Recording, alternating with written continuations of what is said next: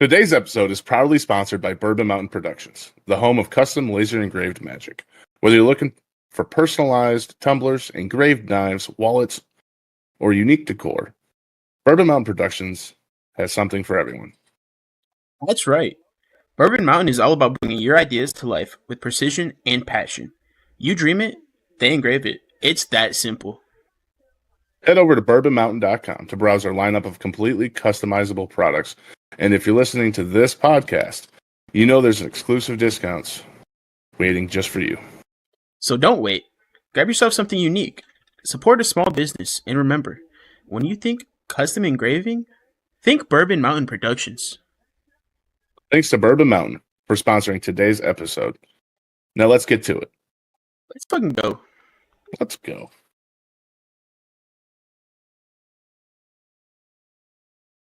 Yo, welcome to the show. It's the 44th scene where the games come alive. You know what I mean? Football, basketball, every sport in view. We're breaking down the plays. It's what we do. So grab your snacks and sit tight. We're diving in deep and it's gonna feel right. This is the 44th, the ultimate grind. Sports on display, just keep us in mind. Join the conversation, don't miss out the fun. With the passion for sports, we're second to none.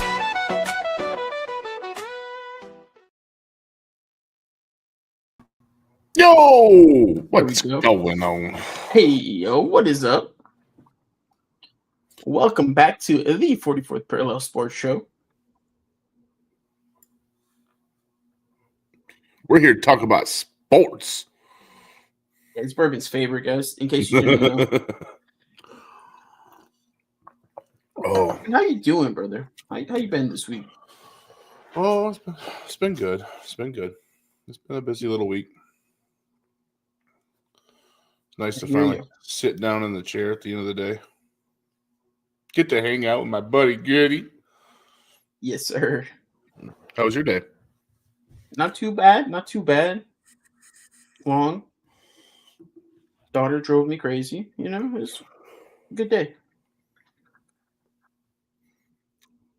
Our boy Fire is ill right now, so speedy recovery to him.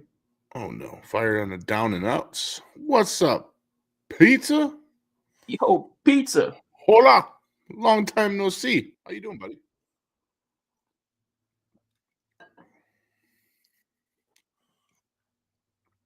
So, Fire's down and out. Speedy recovery to him. And he's going to be going on vacation after that, right? Yeah. Yep.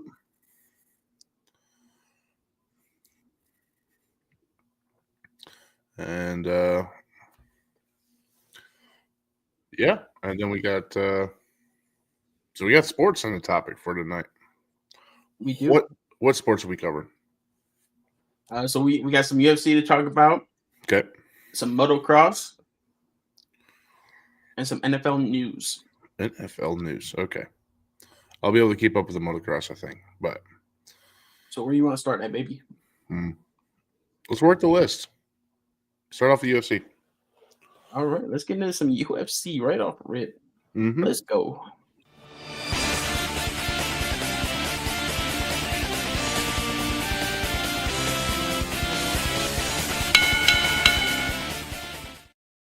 All right, what you got for me?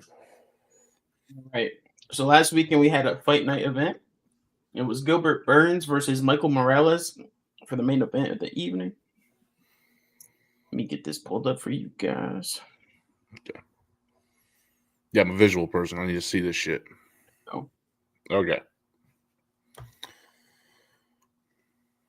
So that dude gets sunburned in the face right there? What's going on? Why is he so red on the left side?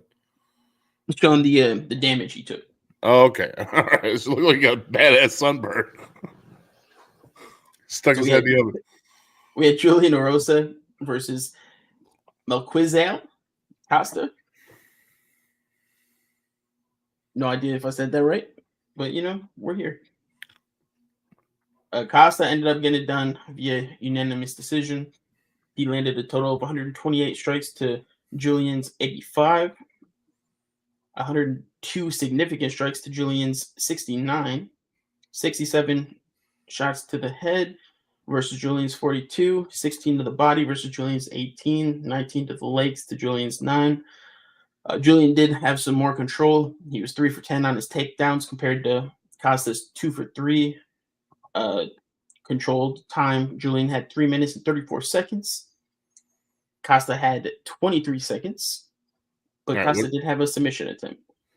Question: what the hell does control mean? Controlled time.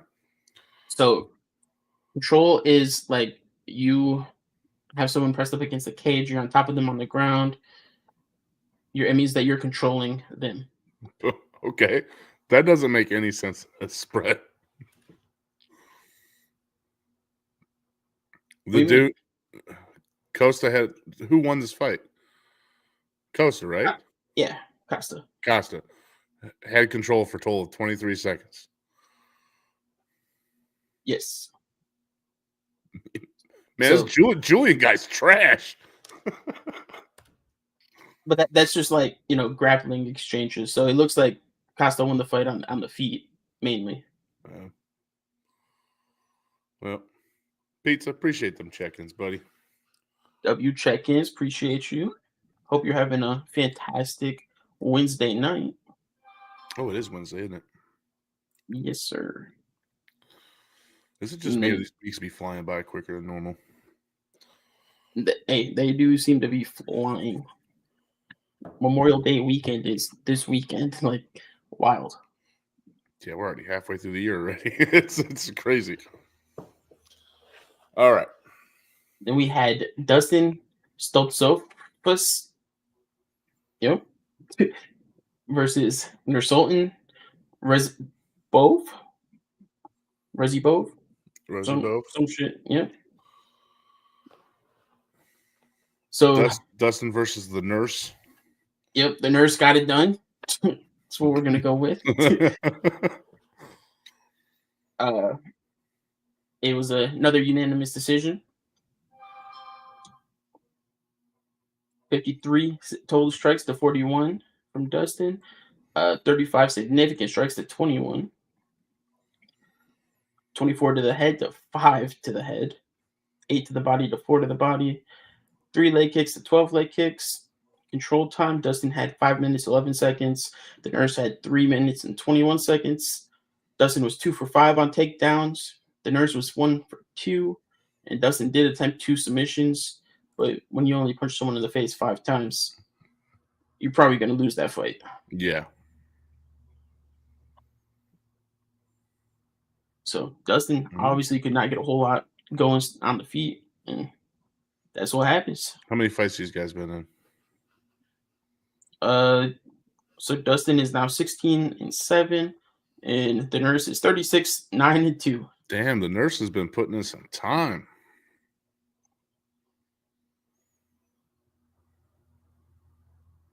We got Sodiq Yusuf versus Marian Santos. Marian Santos ended up getting it done. He's 17-1. Yusuf is 13-5. Marion went 71 total strikes to Yusuf's 60, 40 significant strikes to Yusuf's 36, 22 to the head for Marion, 9 to the head for Yusuf, 10 to the body for Marion to Yusuf's 9, 8 leg kicks to Yusuf's 18. Yusuf did have 2 minutes and 2 seconds of control. Marion had 1 minute and 57 seconds. Yusuf was 1 for 3 on takedowns, and again, just going to get it going on the feet.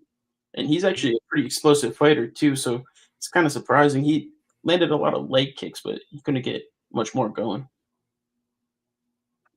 Santos was hard to hit because, he threw 44 punches and only landed 9 of them.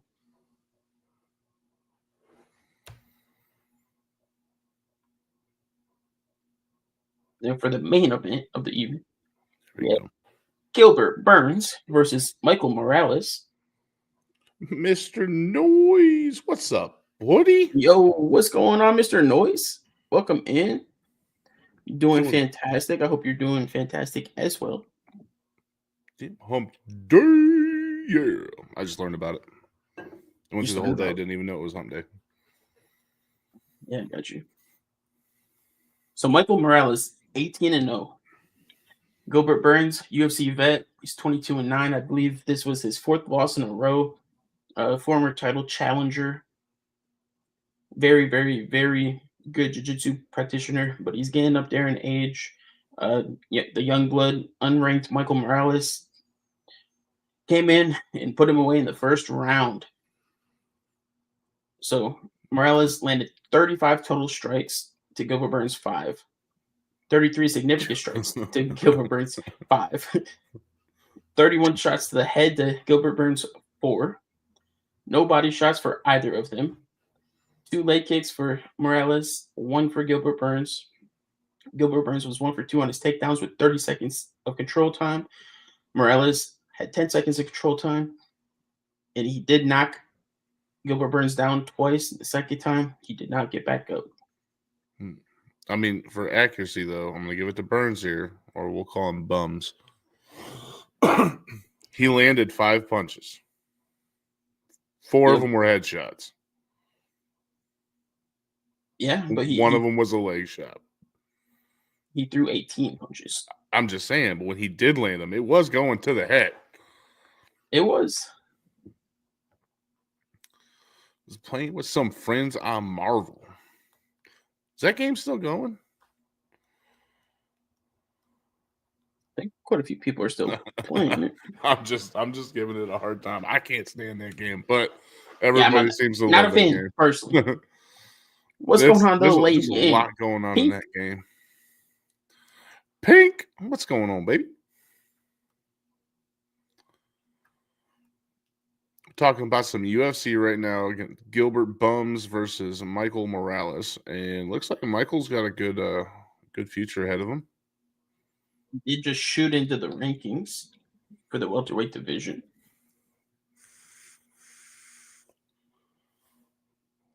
So he is now ranked 8. He went from unranked to 8th ranked.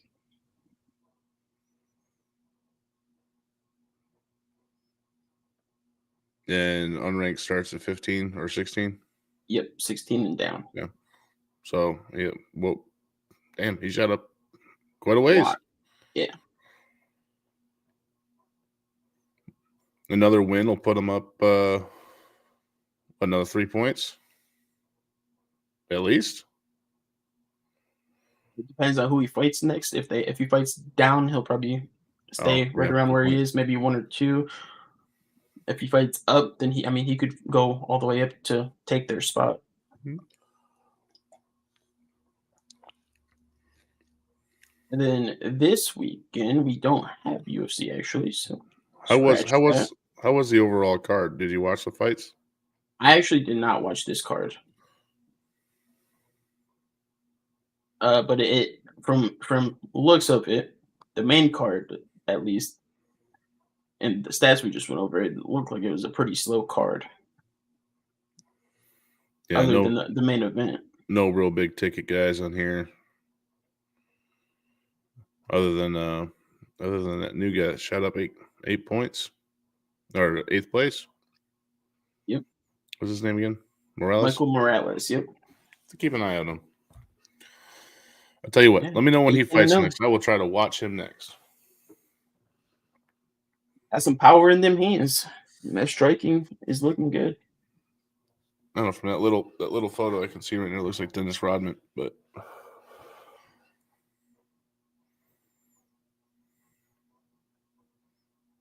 I mean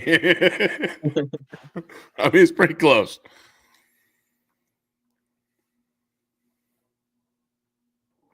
Okay. Pretty much all I had for UFC.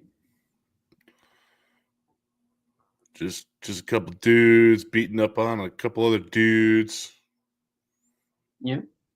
I think watching that on TV, it wasn't exciting for me, just to be completely transparent. Watching it on the TV or even at a bar, because I've seen it on at the bar, and I don't watch that as much as I like watch golf. Like if golf is on or UFC is on, I'll be locked into golf.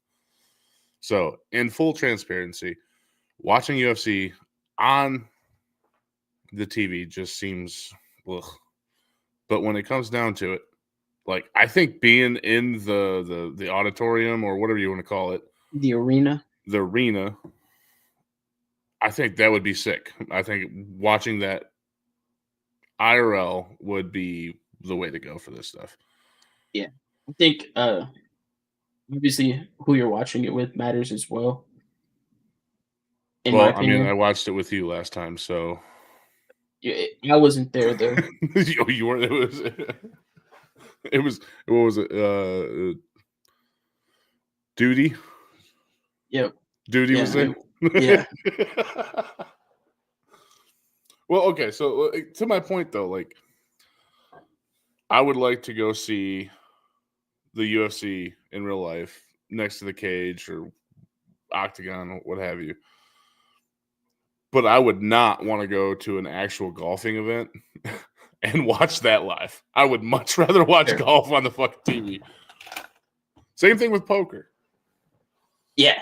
I don't know why people would even go to watch people play poker. And I know it's not technically a sport, but I mean, shit gets real.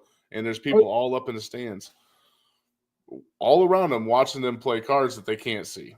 And same thing with golf. You're going to see, each person hit the golf ball, or it flies by. You can see them walk by. Like you're just standing in that section. Yeah. I think UFC like specifically, it depends on who you're watching it with, and it depends on who's fighting. So like, if you're watching like an actual pay-per-view, I mean, just everything behind it is better. The production, the quality, And it well, draws you in more. My experience with the high-profile fights. The last one I watched was Mike Tyson, Jake Paul. Yeah, that's completely different. Brother.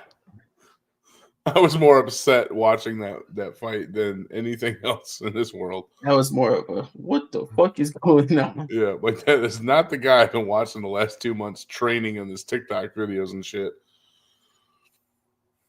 Yeah. No. I don't know. So what else? Any news with UFC? Did we got any big confirmations coming up of a decent fight? Not really, to be honest. Pretty slow week for the UFC, and they're off this weekend, so no UFC event this weekend. So what's the one fight that you want to see that's in rumors right now or potentials that you really want to see? In rumors or potentials, like not counting fights that are already signed. Yeah, nothing that's already signed. Something that you've heard down the pike and it may happen, or whispers.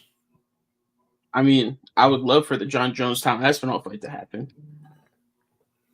And what do you think the chances are that it will actually happen? At this point, pretty slim, to be honest with you. Now, is Tom Aspinall the person that's like holding on to the belt, or the one that? Because we were talking about last week, somebody was holding on that needed to move up. This John Jones, he needs to move on. Okay. Yeah, because he hasn't fought in like 2 years, right?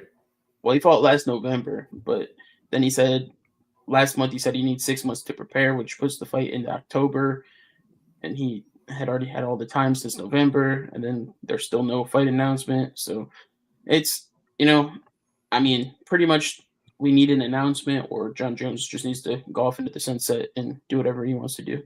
Right.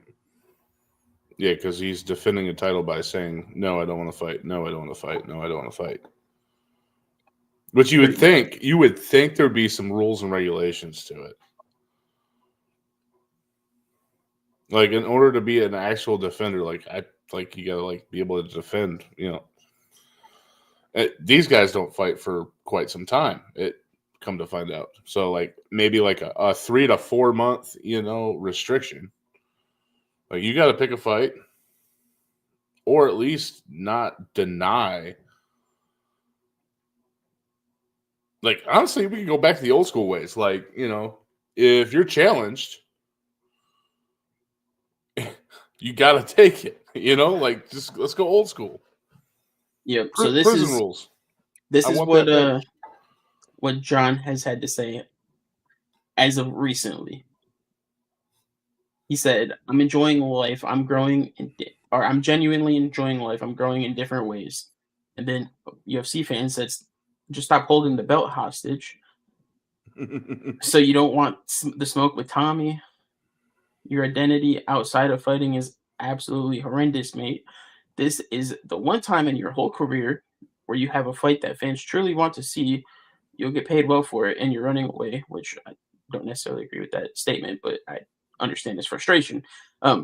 Just vacate the title, admit retirement, and you won't have to see a British animal in your nightmares any longer. John is severely retired. After all your time in the UFC and everything is given you, then don't you feel you owe it to the company to let the heavyweight division move on? Bro thinks he's the main character still, never was the biggest draw, and never will be. Terrified of a polite Englishman. A polite Englishman. Let's see.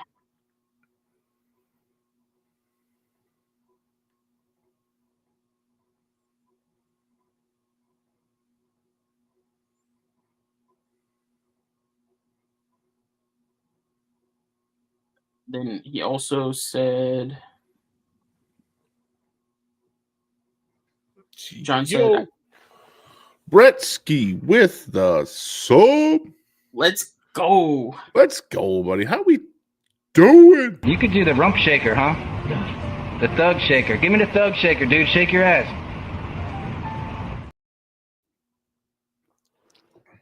For 8 months in a row. Whoever said, "How does it feel to be retired?" John responded with this.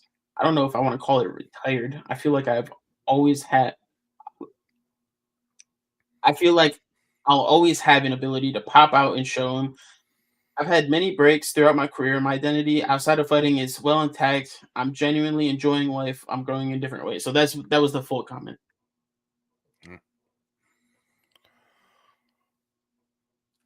What's up, Bretsky? We're talking about right now John Jones. John Jones. Not wanting to give anything up. And then John Jones also said, "No shot. Colts owner passed away today. Damn, rest in peace." Jim Irsay.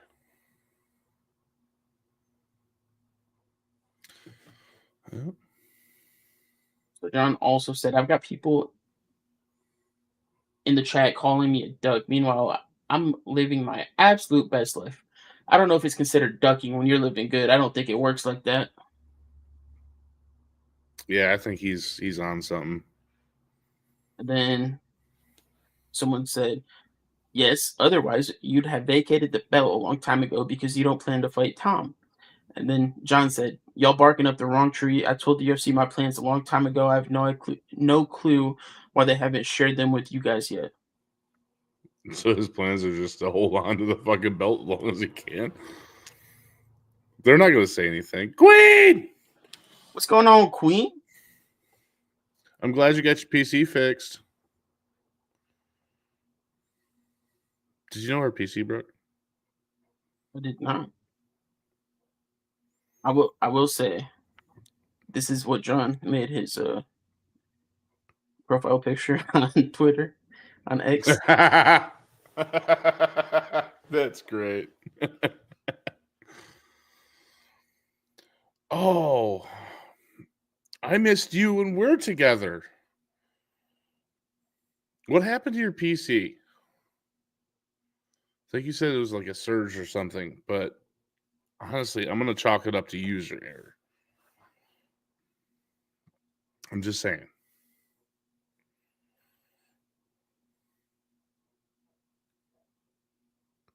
So we had a storm. Okay. So this whole we had a storm thing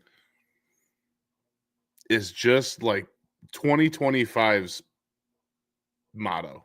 We had a storm. Yeah, true that. Baby Nova.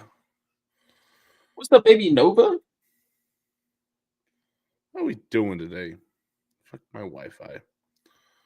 Power went out. Fuck my Wi-Fi. You said your PC got repaired, though. What happened to your PC? Yeah, storms. Like, storms go away. Actually, we got a storm rolling in tonight. Oh. But if I have anything to say about it, the power will not go out in the future. I hold that control. My friend Irish helped troubleshoot. I feel like you're speaking in like super short sentences. He hates us. Oh, hugs. Hugs, baby Nova. Baby, no, how was your day today? I am on my phone. Nerds. All right. Okay, I'm gonna be honest with you. I feel like I can type a whole lot in like a whole paragraph and then hit submit on my phone. You must have an iPhone, Queen. Love you too.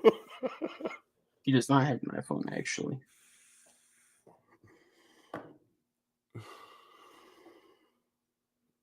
Okay, at least we'll agree on that. We'll agree on that. You iPhones. You iPhones and everyone? You're gonna you everyone? Well, you know, it's the kind of energy we need tonight. You know what I mean? I think Baby Noah's following up with the levy.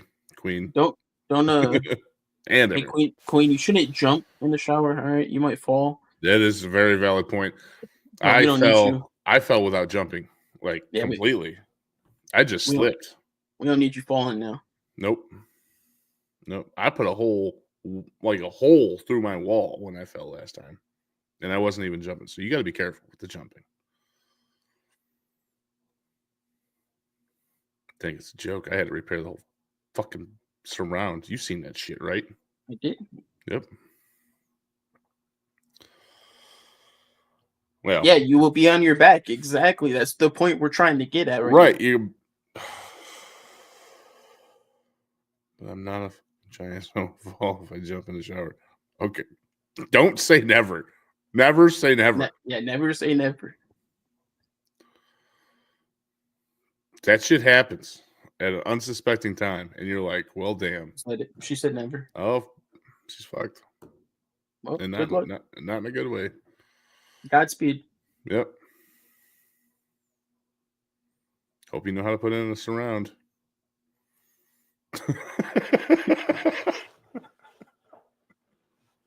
All right. So, falling back to Shar. What's going on, Shar? How are we doing, Shar? Hi. How was Shar's day? On hump day. Yeah. There's no way you can say it without saying it like, yo, Mike. You know what day it is? Hump day. Exactly. You can't say it without doing it like that. And that commercial came out like what, 2011? It's been a while. Bourbon dinner? I have no time for dinner. I went to the doctor today. Doctor said I was fat. So I gave up eating. Fire. Hope you feel better soon, Fire. Teeth is in bed. I hope everything is going well-ish or getting better.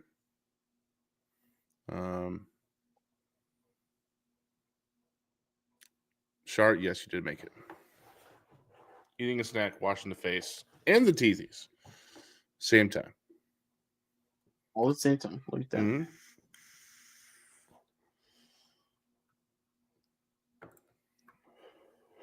All right. That's impressive, Shar. I'll be honest. Yep.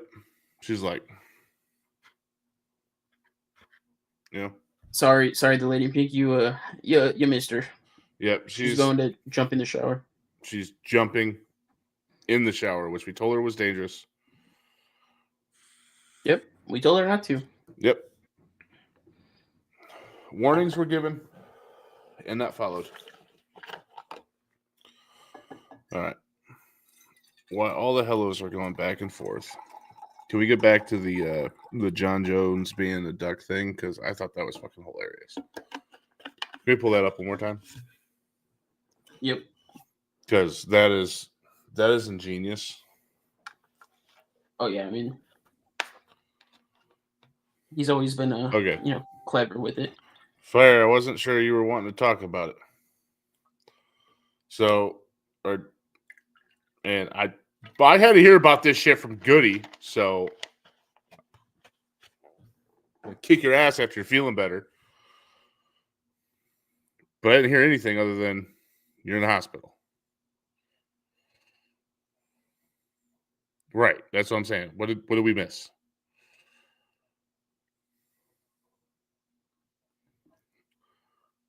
Also, John Jones wearing his belt on screen. Yep. I want that as an emote. Can we get that? Can we get that as an emote? Can you cut it out, put it in there so we can put it in there for a sports show? Got you. I don't know if we can. We might have to change this up though. It's chill. My phone died in the ER. I had to use a nurse's phone to call. Your wife didn't even know you were in the ER?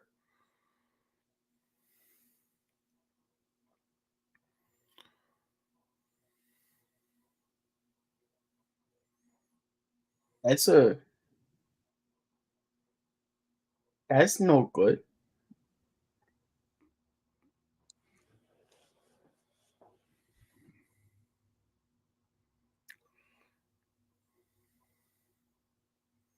Is your phone charged now?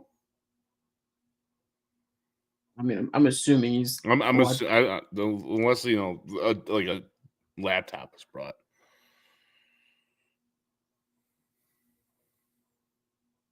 Oh, okay. That makes more sense. Yeah, I was about to say. Well, okay. So you're gonna have since you're admitted, you're gonna have time to chat after the podcast.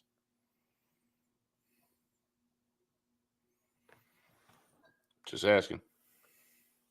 If you need your rest, you need your rest.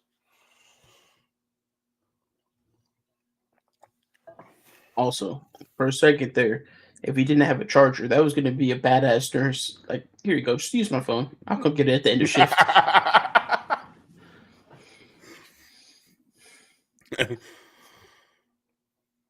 My luck would have been an iPhone and be like, no, you can keep it. I don't know how to work this some bitch. Okay. All right. We're gonna get on with the show per Fire's request. Don't knock me out. Fair enough. All right, got you. Holy damn. Okay. Grenade Maid, welcome in. How are you? What? You're gonna make bourbon 24-hour with me? Laugh out loud. I mean, he's participating. He's doing his job. He's keeping us on track. Whoa. First of all, Shar, we have a podcast to do. All right. I just signed up. I didn't know we were doing a 24-hour show.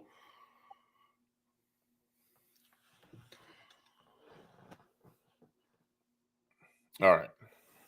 So we're going to continue. Where did we leave off at? We need to underail.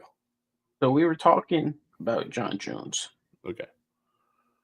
And my thing with this is I don't feel like it's him being scared. I feel like it's just him not wanting to fight anymore, which is fine. But he needs to, actually fully retire and let the UFC know that he's retired. Or if he has let the UFC know, the UFC needs to tell us that he retired. And the reason I say I don't think it's like a fear thing is because I mean, well, he's 28-1-0 in 1-0 contest. His one loss came to Matt Hamill, his fourth ever fight, and he lost by DQ because he beat the guy up too bad, pretty much. So he did too good of a job. So at the time, 12-6 elbows were illegal. And he threw a couple of those and he got DQ'd. But the fight should have been stopped already. It was a whole bunch of, at the time, a whole bunch of drama. But basically, this used to be illegal. But if you went like this, it was fine. Illegal? Fine. Well, I mean, I get that. You get less power doing this than this. Yeah, it's not illegal anymore. These are allowed now. It's like the marriage. Because in my opinion, right, if you're on top of someone, an elbow like this is going to do more than an elbow like this. We should test that theory the next time we're together. Sounds good. Okay. So, But, yeah, I mean, long time champion in the light heavyweight division. when did he start fighting? In 2008 was his first fight. Jesus.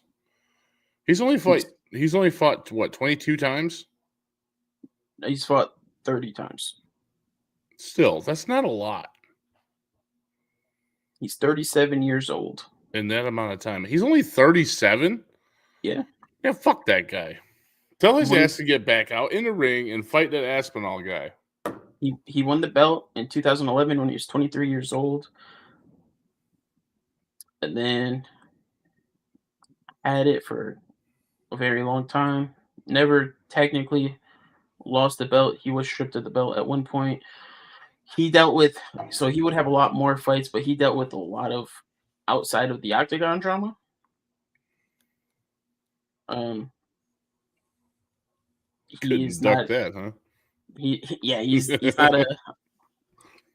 not a very good person. Phenomenal fighter. But the real life stuff got to him and he missed a few years. Well, I don't like the guy. He's a douche. He is a douche, but he's a fantastic fighter. I could take him. Let's see it. Oh, well, I don't know. How do we put our name in the ring? You know, like how do we add ourselves to the fight card? I want to challenge John Jones. Let's see if he's scared of me. What's your reach? Your wingspan? 7 foot. So he has a 7'1" wingspan. Okay. He's 6'4", 250. 6'4", 250. Well, I'm 6'5.5". Yep. 405. Fully clothed. With a 7 foot wingspan. I didn't know inches mattered like that, so I just rounded it out. But now I'm fucking curious. Hold on a sec. I'm curious too. I'm curious. Because John has the longest wingspan in UFC history. Or longest reach, rather. All right, let's see what we got here.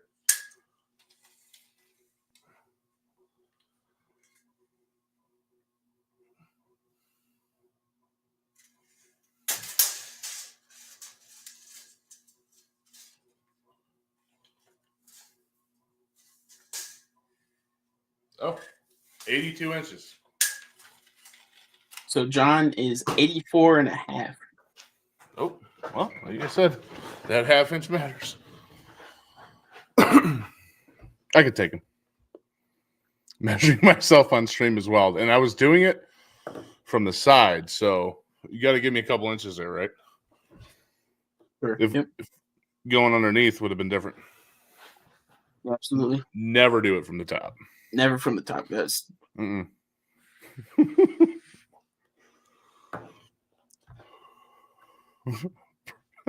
Barbie with tools. That doesn't help. What? From the top? We know this. We just said no, never do it from the top.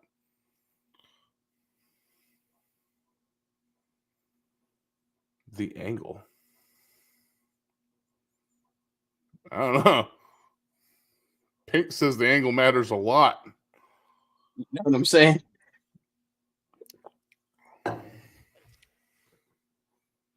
Angles matter. Just saying.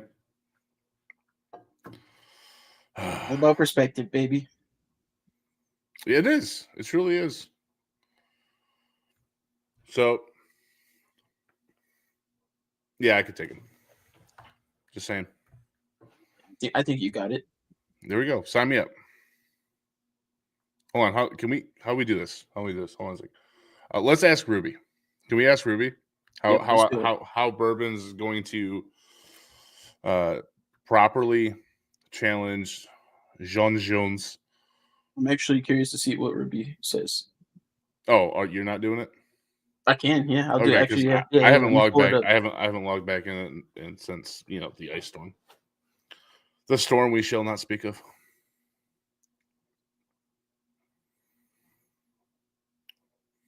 All right, perfect.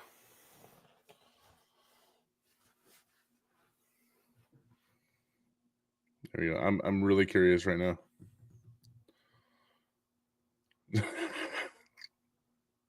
Oh, ask her if I could take her. Take him. We got to see.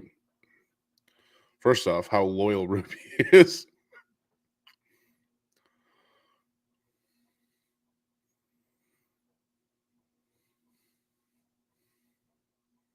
What the fuck? What the fuck is this shit?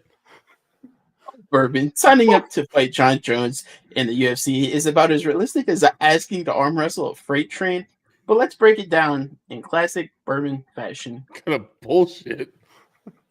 Step 1. Get a pro MMA license. Bourbon would first need to become a licensed professional fighter by applying through an athletic commission. Example, the Nevada State Athletic Commission. That means submitting medicals, getting blood work done, passing neuro test, and yes, even a background check. You good so far? Yep. Cool. I got this. Step 2. Get a pro record. The UFC doesn't throw randoms in with champions. The fuck? You need some pro wins. So Bourbon would have to fight and likely survive a few regional bouts, local promotions, small cages, sweaty gyms. Think Bourbon Brawls, the Garage Chronicles. Step 3. Get noticed by the UFC. You need a story, a viral moment, or a string of KO wins that makes Dana White say, I don't know who the hell this Bourbon guy is, but sign him. Okay, stop. I Okay. think if we went back to every single one of our sports shows and every single time that we've talked about UFC and we just pieced together every single moment that I said I could take him and send that shit to Dana White, there's a step there. I think we got something in motion there. I'm just saying. I think Dana would probably just laugh at it, but that's just me. Why not entertain the masses? Let the masses speak for it. Put that shit on TikTok. See if they want. I won't even make a penny off of it. All the money goes to Dana White or John Jones if he whoops my ass. Step 4. Okay. Call out John Jones. Loudly. After that, Bourbon goes full WWE promo, trash talk, press appearances, maybe even storming the cage post-fight. The UFC loves a marketable storyline. Hey, John, I've engraved better bones than yours into a whiskey glass. Step 5. A little bit of Ye- little weak sauce. But Yeah, that wasn't really. All right, step 5. Be willing to die. Let's be be real. willing to die? This What is the fuck? John fucking Jones. Heavyweight John. The man is 6'4" with an 84.5-inch reach and a history of turning elite fighters into memes. Yeah. Could Bourbon take John Jones? Short answer, Not unless John slips on a wet spot, dislocates both shoulders, and prevents a steel chair from under the octagon. Realistic answer: Bourbon's got grit, heart, and the power of pure Midwestern stubbornness. But Jones is arguably the best mixed martial artist of all time. Bourbon would be lucky to land a clean punch before he's clinched, tripped, mounted, and choked out while he's still trying to explain his Twitch channel. Final thought. It's a hell of a headline, though. Laser Graver from Michigan challenges UFC GOAT, demands octagon, tumblers, and a 10-minute head start. If we're going out, Bourbon, we're going out with merch. What do you like? Fuck. Just say Bourbon said fuck you, Ruby. Oh, you got to talk to these things like real people.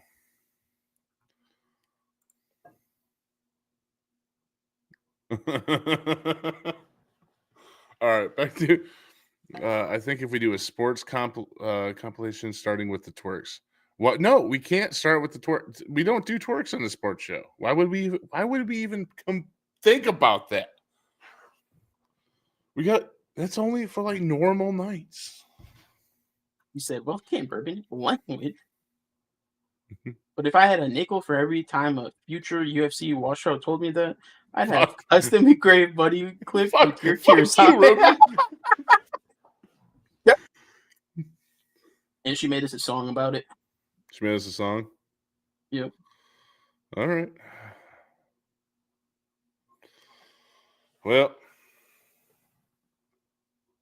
Clash of the Madman. Fair enough. Here we go.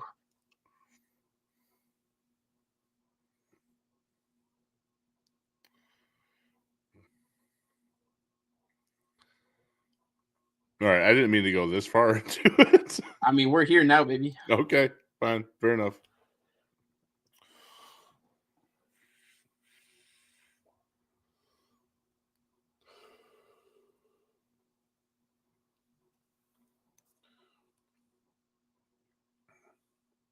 All right, this is also, I'm never losing a vape in the middle of the woods again. I do not like this as much as I had my old one. My old one was better. Just airing out my grievances. All right, let's see what Ruby cooked up. All right. This is my fight with John Jones. I think so, but look at maybe what we can do, right? We can use this song and then get all the clips of you. Yeah, I can take him. I can fucking take him. Yep. And then we'll send it over to Dana with this song. Yep. Bam. Perfect.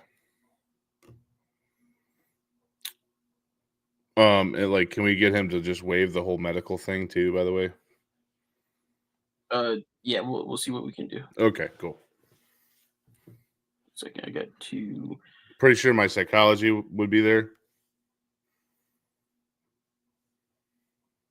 but they just don't understand, blue collar, Midwestern strength from unhealthy people.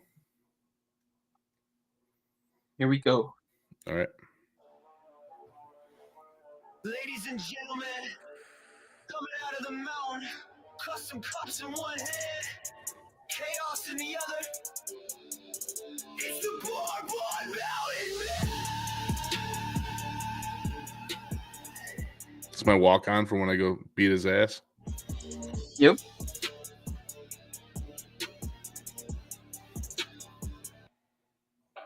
They said don't do it, don't be. Rubber band cracked the bottles, at least our feet. No gloves, just grip with a Michigan twist. Jones in the cage, that's a bucket. Yes, 10 fingers, callous from working the flame. Now they ball. It's not that good. It's messing up the words. Ladies and gentlemen, coming out of the mountain, custom cups in one hand, chaos in the other. It's the Bourbon Mountain Man!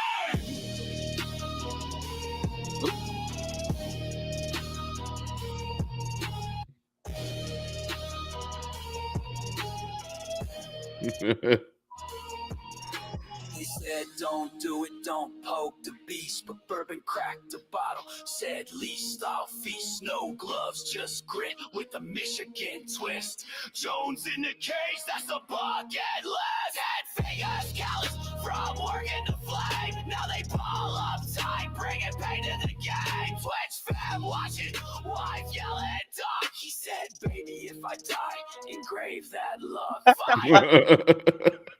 Arma going rocky. John second while he's cleaning up the bloods that run. Fine night, Mount 18. Boomer swinging wild with the mini. He's got tumblers for trophies, scars for flair. Sipping whiskey post round, still talking about fair. Jones got gold, I got soul and some merch. When I hit you, you'll be baptized in church. Wrote his will and light burned the previous night. From the shop to the cage, ain't nothing changed, except now he's in shorts and fully deranged. Get up if you ain't afraid to die. Bourbon swinging like the 4th of July. This ain't no game, it's a custom fight. Put John's bones on a cup tonight. Fine night. Bourbon off leash. He ain't here to win, he's here to teach. Fine night. Say goodbye to throne. He's going out swinging and taking that Jones. I fucking dig this shit. Yeah, hell yeah. Badass. See? Yeah, fuck you, Ruby. Let's go soon, though. I know Ruby created the lyrics, but still, she's a piece of shit.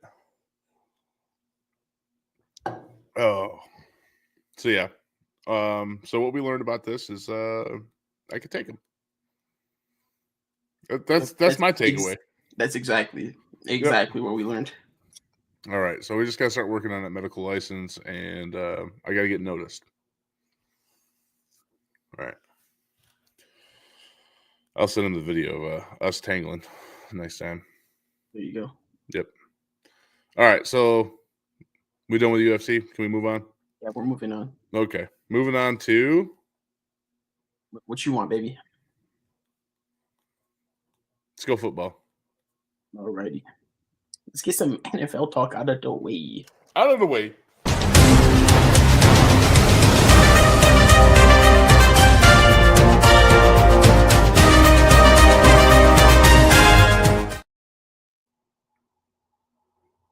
Yo, fucking double. Yeah, with the Raid. Dude, let's fucking go. Prove yourself in.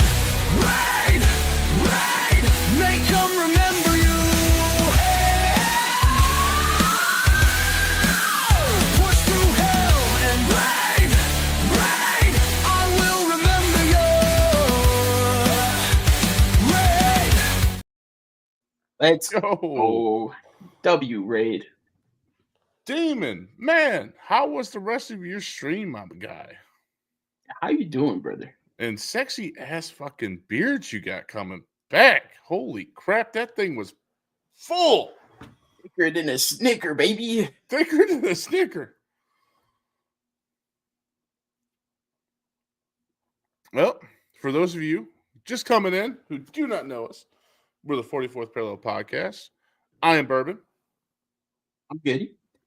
And tonight is Wednesday night, so we're covering some sports topics where I have no idea what's going on. Goody knows everything. We usually test that with a bourbon bowl. We don't have that tonight. But, and then Saturday nights, sometimes Fridays, sometimes Thursdays, we do our podcast with, right now, the Streamer Special, which we're hooked on, and we interview streamers and what, why, how, everything related to streaming, sometimes getting in deep with the personal life so we can get to know, everybody that you like to watch a little bit better. And then everything in between, we play some games together. And right now we're covering the entire Halo series, and that's once or twice a week. Demon, fucking thank you so much for the raid. If you got some post-stream stuff to take care of, I understand completely. But my man, before you go, like I said, holy shit, that beer came in fucking tight. Absolutely. Much love, brother. Appreciate you so much. Yep. Also, look, that queen is back. She didn't fall. I don't think. I hope you're good. You made it. Goodfellas sent the AWOL minions back to hell with unrelenting violence. But you were playing Doom, correct? Make sure it came back nicely. Okay, Demon. I have tried to tell you this. I have tried to tell you this over and over again. The beard is only a bonus. When you shaved it off, I understood. I did not like you less. I He just just likes you more now. exactly.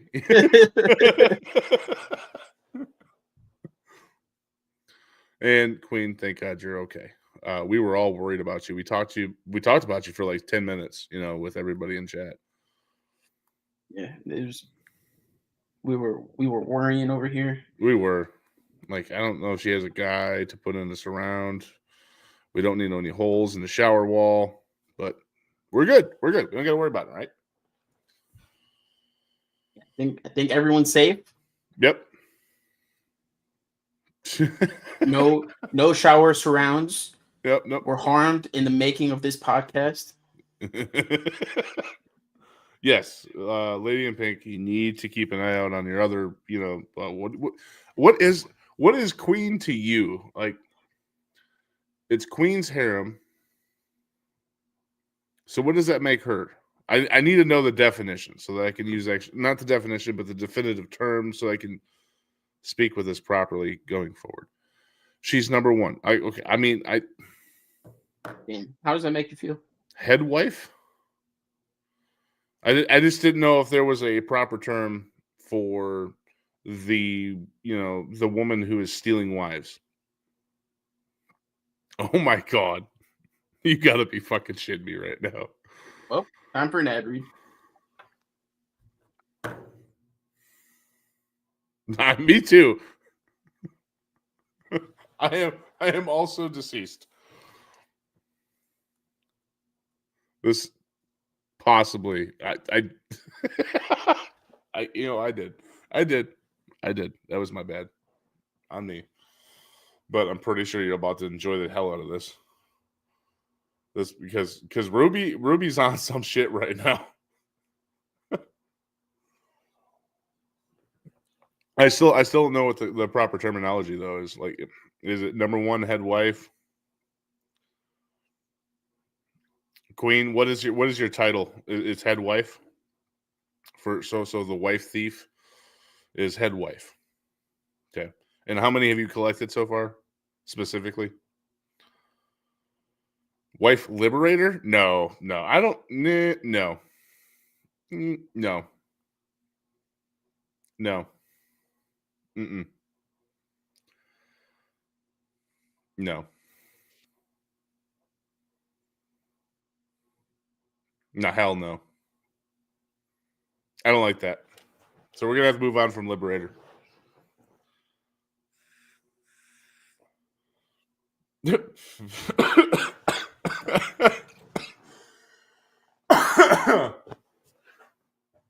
I'm fucking Wild. done. I'm fucking done.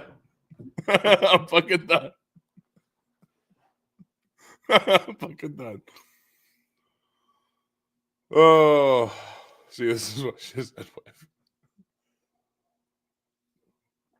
No, I was asking what your name is, Queen, through this whole thing. Like, you're the one. What's yours? Oh, perfect. How would you like the song Queen made for my opening scene? I thought that shit was on point. I didn't know Queen made that. Let's go, Queen. Good job. I'm so proud of you, Queen. Yep. And I'm gonna be honest with you. Me showing up to an opening scene is very rare. And anytime I see a starting Zoom screen, I get really fucking excited. Not gonna lie. Yeah, Queen is our little protege. Also, this ad is cooked and it is phenomenal. All right.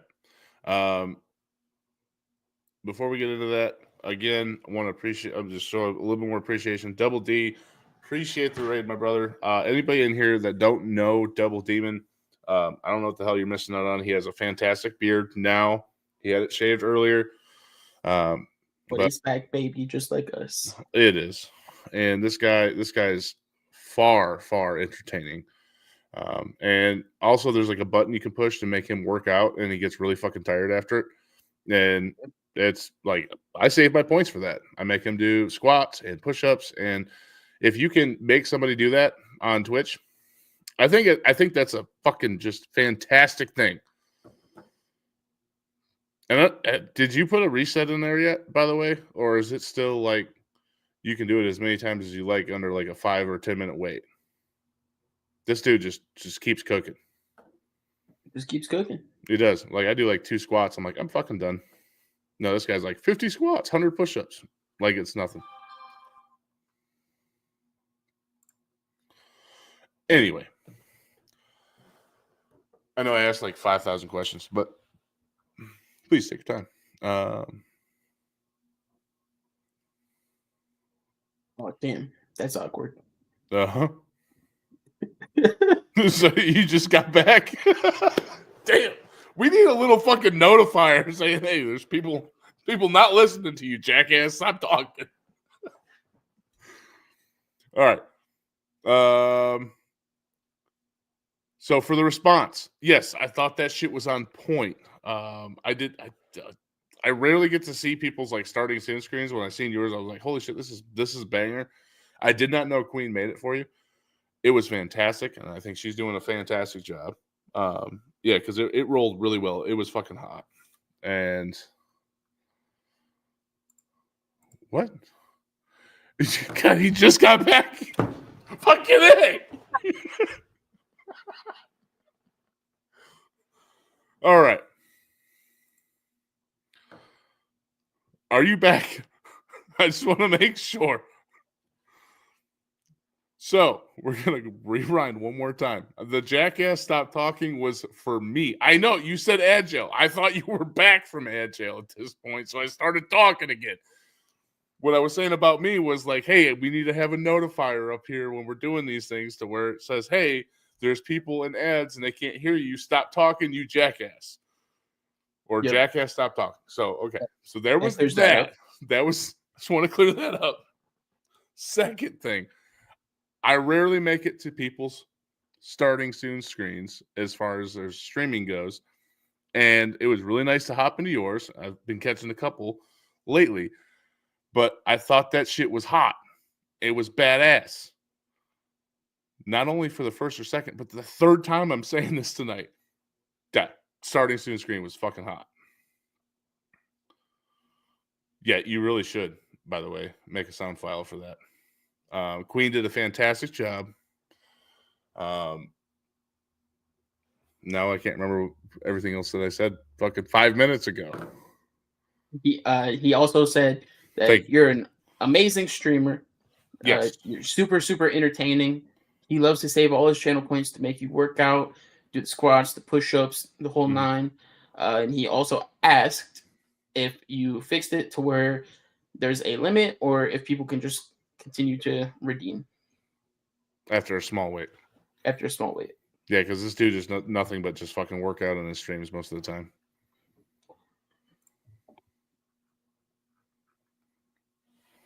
Oh, people can continue to redeem. Oh, see, there we go. All right, so follow Double Demon if you want to cause pain and suffering. Also, fantastic streamer, quality gamer, skill level. I don't know. I'm gonna give him a 7, which is high props. All right, I'm just saying. I'm like a 2. Queen, you're just a button pusher. All in all, we did have a redeem for an ad read, specifically. Oh, what was it about? Queen's shower with Lady in Pink that we get to read. So tonight's episode is brought to you by The Royal Rinse Off. That's right. Queen of Kings, brand new, totally unauthorized, absolutely scandalous shower sessions. Now featuring the Lady in Pink. You mean my Lady in Pink? Like the wife I used to have before Queen installed a golden throne in our damn bathroom? Oh, brother. She didn't just steal your wife, my guy. She lathered her up with imported rose oil, whispered, "Stay savage, never average." And bam! Queen got herself a shampoo sidekick with curves and chaos. Remember, she stole your wife too. It's coming soon, buddy. It started with some TikTok collabs and ended with my loofah missing. And now my wife's walking around in a silk robe that says "Property of the Queen." Embroidered. It's fucking embroidered, bro. That's disrespectful. You could have made a patch for it. You know what I mean? Damn. And you're still in the same shower, but now with a cold bar of soap, a broken heart, and a Bluetooth speaker, stuck playing breakup songs from 2008. Hey, 2008 has some banger tunes, though. You got to admit. That was the year you were born, right? Anyway, she even took the good fucking conditioner. The good conditioner.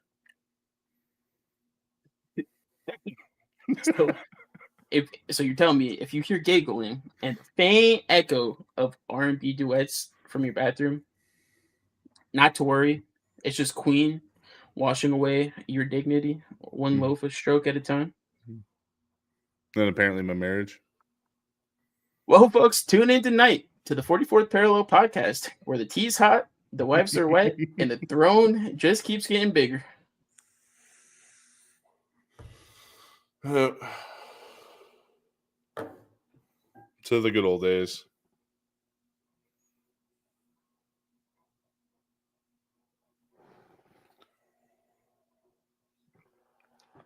Oh, all right. Can we move on to football? Damn it!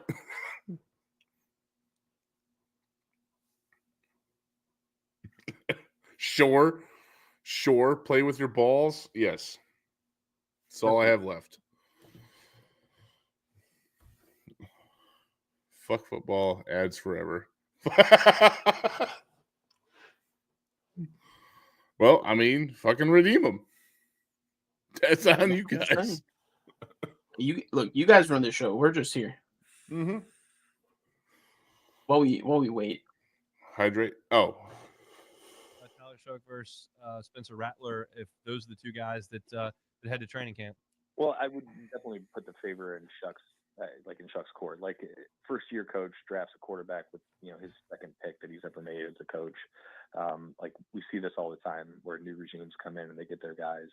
And it would surprise me to see if they had a position battle, and even if it's like fairly even, it would surprise me if they went with Rattler over Shuck. But like, I don't think we can completely discount the idea of Rattler ending up being the guy. Obviously it was disappointing last year, 0-6 in his starts, 0-7 in games he played. But I also don't think we can just like. I was doing that to Demon. Sorry. Oh. I was letting you finish. The fact that he was playing with like an arena football team, like a terrible offensive line in front of him, like literal off the street wide receiver signings, catching balls from him. I think I want to see what he could do with the full components of the Saints offense. But like, I still think that if it comes down to a battle between them, it's going to be very hard for the Saints to pick Rattler over Shuck. And I think he's got the tools to come in and really play right away. I think that's one of the benefits to drafting a guy with his experience level, a guy who's played in pro-style offenses. Like, he's going to be more ready than your typical rookie quarterback. How would you handicap? If you listen to this shit with a dirty mind, it sounds so bad. So bad.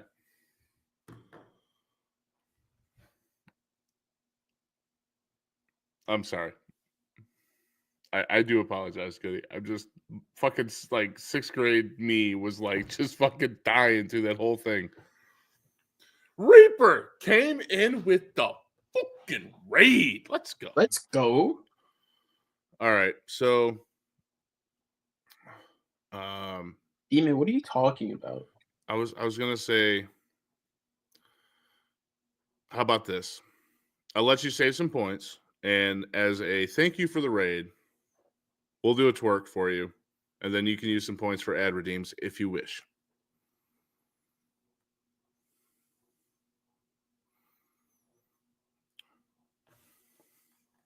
Just the offers out there. Goody's always down to Out there. twerk.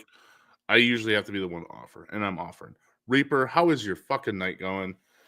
Hope it's well.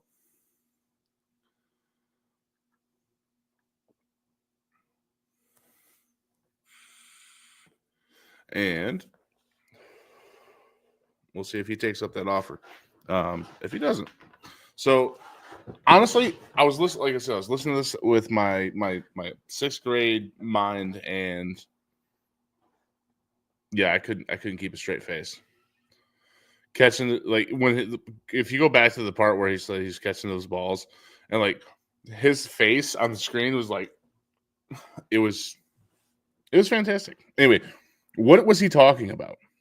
So he's talking about the Saints quarterback battle between the new rookie that they drafted in the second round with the 40th overall pick, Tyler Shuck, and their rookie from last year. So he's going on his sophomore NFL season. Spencer Rattler. He started 6 games last season, went 0-6, went 0-7 in the games that he played.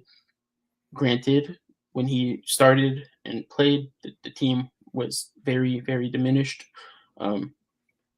Their starting running back was hurt. Both of their starting receivers were out.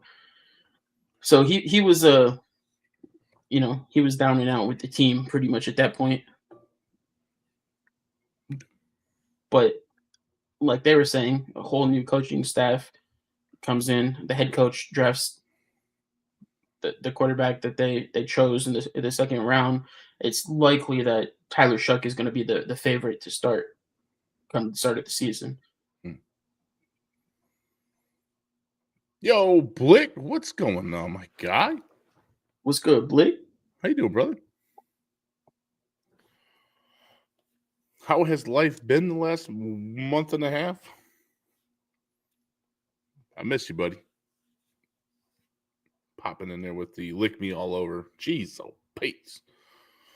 Oh, Queen's gone. Life is good. There we go. What you get? What do you mean you think? What you got going on, man?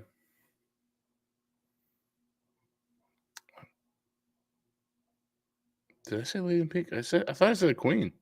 You didn't say Queen. Oh, yeah. I said Queen.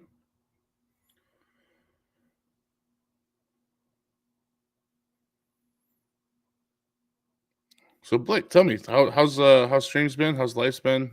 RP dropping this week. Let's fucking go. You be honest with you, the last thing that I downloaded before everything went fucking dark was Grand Theft Auto. I'm just saying. And we then gotta get you in there. this whole Georgia thing, that I think it was Georgia, Atlanta. Man, they were fucking with me. Were they not? Oh yeah, no, they were for sure. I was trying to get into that server, even when I was at Goody's house, waiting for somebody to call me to authenticate that I was, not a douche. And they would sit me in the freaking waiting room for like 3 hours. I'd get off my phone, and then they'd be like, "Where are you at?" So I can't wait for Blake's fucking shit to stop popping off. For Linden, I'm excited, buddy. I really am. I'm so happy for you. I am so happy for you, and I can't wait.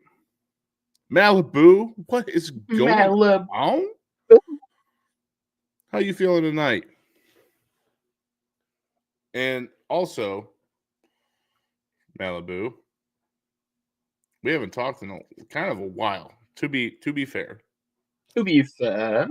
And you sent me a picture of something that you were going to be working on, and I'm actually curious to see if you actually finished that project you were working on, the one that you drew, but you didn't finish burning yet. Curious. Anyway,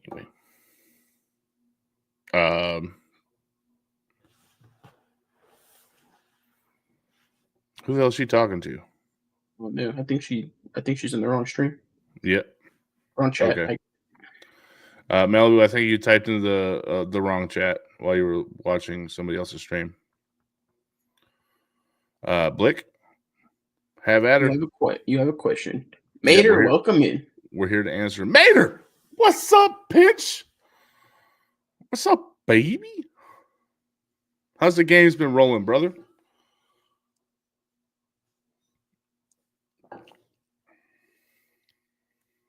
Can't believe Demon just ignored us like that. I know. Dropped us like it was hot. But that's fair. That's okay. Like I said, I did say if you have post-stream stuff to take care of, take care of it. I think he just slid into the whole post-stream stuff. As a good streamer should. All right? True. Who the hell are you trying to shout out?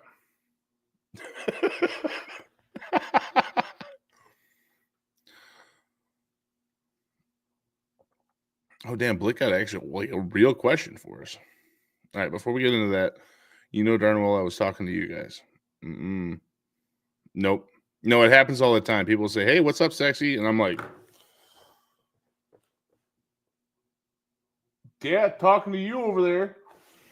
Yeah, it's not me. I know better. Sorry. So, what's y'all's most Goody, you go ahead and start. Most memorable favorite stream moment. The most memorable and the favorite, because they're probably opposite for me.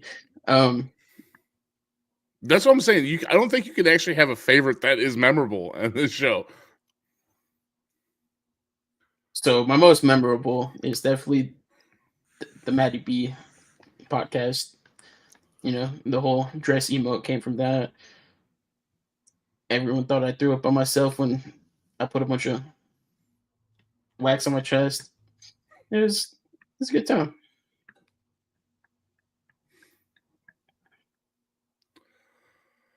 Oh, shoot. I don't even know how to answer this question.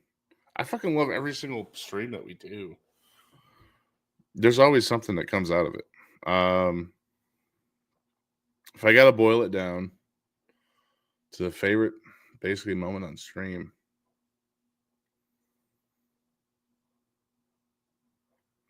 I'm going to go New Year's Eve. It was a good time.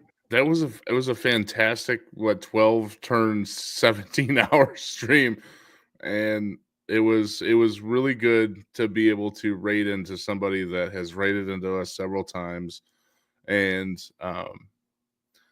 I think that was the night that we were doing our like I said, our 12-hour New Year's Eve stream, a little bit of a subathon, and we were planning we weren't really planning on raiding into Risen, but it got to the point where we were able to raid into Risen because we were going a little bit later, and the fact that like Risen actually hopped in there, and we were like, that's what we were planning on doing, and we were able to continue on, and he was like helping us out and giving us like helping us stay awake. It was a fun night. We played a really fucking boring ass game that night that like Contractorville, like it basically put my ass to sleep, but like the overall enjoyment of the entire thing was I think that was one of my favorites. Every single one of the podcasts that we do is like I guess it's like my babies. Like, I love them all equally. So I gotta pick a off podcast stream. So my favorite stream moment is the first time we did the Jackbox games, and we had all the Jackbox people come in, and they ended up hanging out with us for the whole night until that like was 3 or 4 a.m. And some of them were from, the other side of the pond, and they were like, "All right, boys, it's 8 a.m. and I haven't slept. gotta go." Blick's favorite was when Barbin was getting hip to Sexy Red. Get it sexy. Get it sexy. Yeah, I was feeling it that night, and I can almost remember right now, like to this moment, how I was feeling it because I was really in it. Yeah, that wasn't your typical Bourbon. Yeah, that was a banger ass night. Honorable mention last Saturday when I won a twerk off. Yeah, you know what? Goody did win a twerk off last weekend, which was, I thought, surprising because he was going against his teacher. Trip 710, Trip Gang 710. Just if anybody didn't know, that's where he was getting his lessons from, and he was all up on that shit. Yep. And he won it, even though Tripp went on the wall like 3 fucking times and did an upside down reverse wall twerk 3 times. People still voted Goody in, just doing one, but you also did you were smacking your ass a lot. Yep. I think Yeah, pounding that cake. I was popping that shit. You heard me.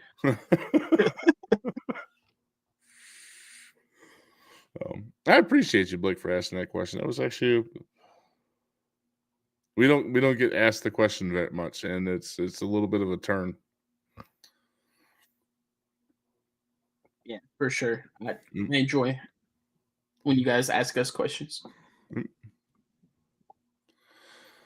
So I have no idea where you were going with the whole football thing. I think you were talking about a Saints quarterback. Yep. So basically, right now, we don't know who's our starter is going to be.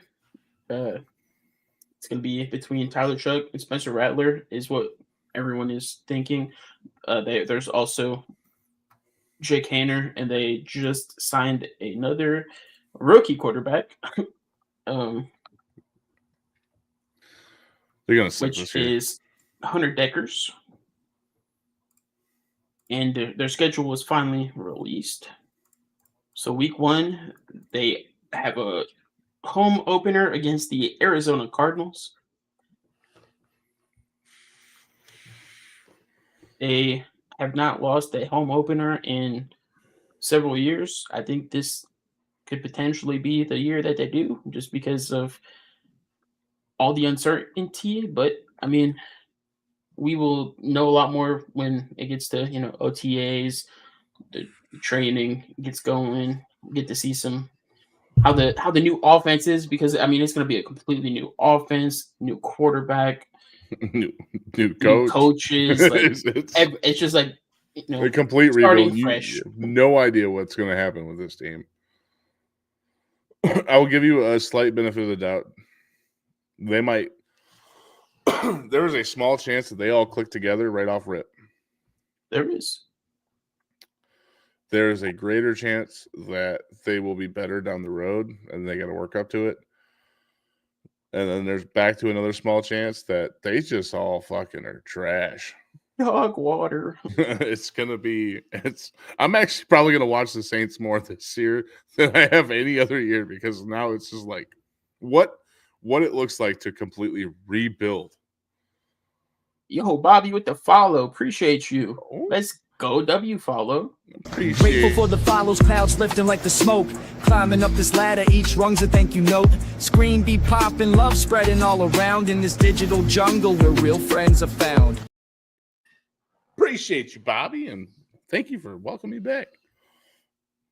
I'm happy to be back. I love being back. Fuck that no internet shit. It's garbage. So the Saints open up against the Arizona Cardinals at home. Week 2, they host the San Francisco 49ers at home. And they go over yonder to Seattle to play the Seahawks. And then they go over yonder to Buffalo to take on the Bills. Back home to play the New York Giants and the New England Patriots. The New York Giants. Sorry, I had to say it like that. They go to Chicago to take on the Bears. The Bears. Back home to play the Tampa Bay Buccaneers. Then they get to go on a little road trip to Los Angeles to play the Rams, and then to Carolina to play the Panthers. Yeah, I got nothing for the last 3. Week 11 is their bye week. Week 12, they're at home against the Falcons. Week 13, they are heading to Miami to take on the Dolphins. Week 14, heading to Tampa Bay to take on the Bucks. Week 15, they're at home playing the Carolina Panthers. Week 16, they're at home playing the New York Jets. And then they close out the season with 2 road games, one being in Tennessee playing the Titans, and one being in Atlanta, Georgia, playing the Falcons. All right. What's a game that could go either way? All right.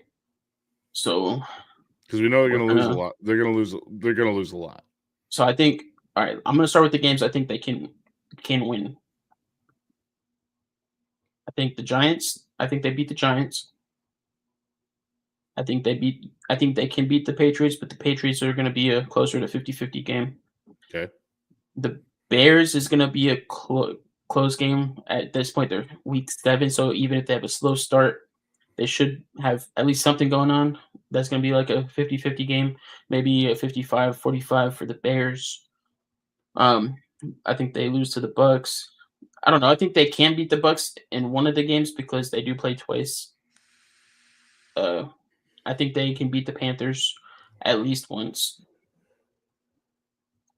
The Falcons is another young team. I think it's a 50-50 game at least. I think the Saints can win at least one of them. I think they can beat the Jets. I think they can beat the Titans. You think the Titans is a no problem? We'll see how Cam Ward plays. They picked Cam Ward with the number 1 pick in the draft. He's gonna be their new quarterback. I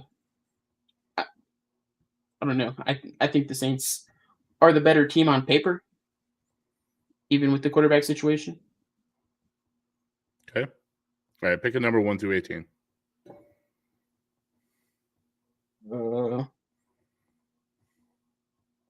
11. Go to 11.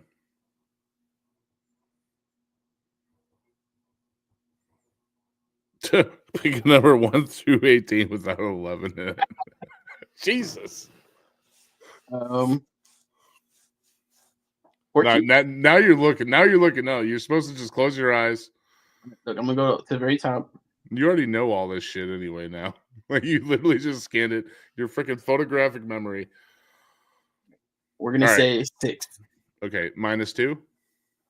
-2 or 14. No, whoa. No, stop looking. Stop looking. I got to do this. That way you don't know where we're going to land. Pick a game. Oh, 1 okay. through So 6. -6 +4 divided by 2 +9. Back on 11, dog. No shot. Fuck. All right.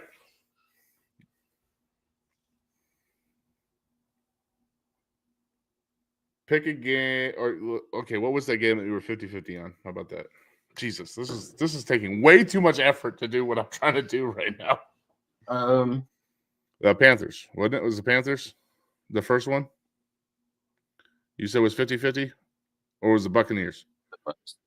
The Bucks. All right, so that's 10. It was 7. It was Chicago. That was the one I said it'll be 50-50. Chicago Bears can be 50-50. You don't know which way it's going to go.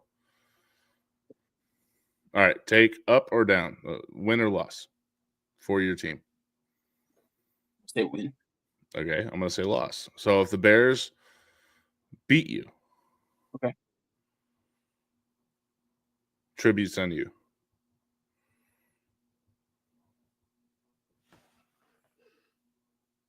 There we go.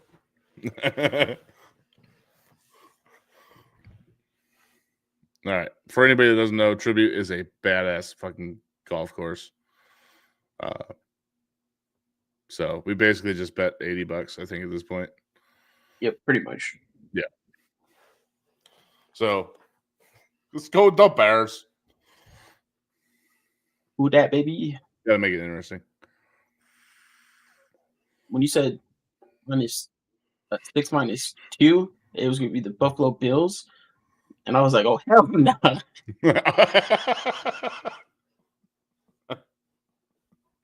I figure you were going to vote for your team regardless of which one we went to. That's why I was going for a 50-50 split. So, all right. So we got the Saints out of the way. Any news about the Lions? Do we know how their draft went? Were they even in the draft? Yeah, they're in the draft. Our Lions guy isn't here tonight, though. No, are we gonna say that for next week then? Yeah, we can do that. Okay, we'll save it for next week. I'm not too big into football. I So- will say I don't know if you remember, but a few months ago, like towards the end of the season, there was a vote going around to ban the tush push. The hell is it? Oh, never mind. I got you. So they just had the owner meeting. The tush push ended up not being banned. The final vote was 22-10 in favor of banning it. They needed a total of 24 votes to get it banned. So it is still legal, baby. The quarterback sneak. Yeah, but what it is like the running backs and stuff, they like push the quarterback. Mm-hmm. Yeah, so people were trying to get it banned. I mean, as long as they're not putting them on their fucking shoulders and throwing them across the line, I think it's okay. Like, you're tush pushing all the way around that fucking field. Like, there's no way to ban that, honestly. Like, unless you're talking about that one specific fucking moment. And even then, it's retarded. Let's see if we can find a.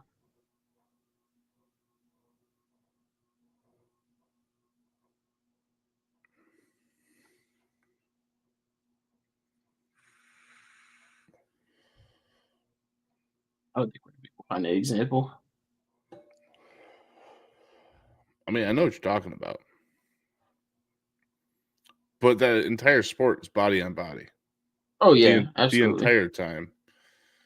People were arguing though that the offense shouldn't be able to push the ball carrier forward when the defense can't push the ball carrier backwards, because for defense when they start pushing backwards, the plays over wherever the offensive players stop forward progression. Okay.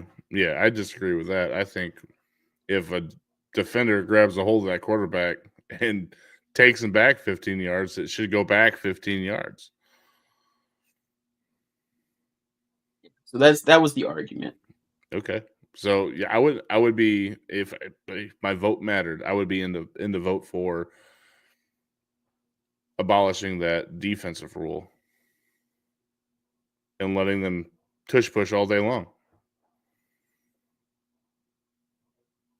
Like you draft based off of athletic build, the body size. You're talking lineman. You're looking for the leanest, meanest guy that's out there. Yeah. Let him use it. Running backs, like assisting the quarterback to get through. That's an advantage or disadvantage based on the draft style. Like, oh, we want this running back. Why? Because he's built like a fucking brick house, and he can get through the line. He can tush push. Let him use it. Stop adding all these rules, regulations, and shit. People you get hurt or it's unfair. Fuck that. It's football. Sorry. I want to rant. All good. I do feel like if we change the defensive rule, it would make games a lot more boring potentially.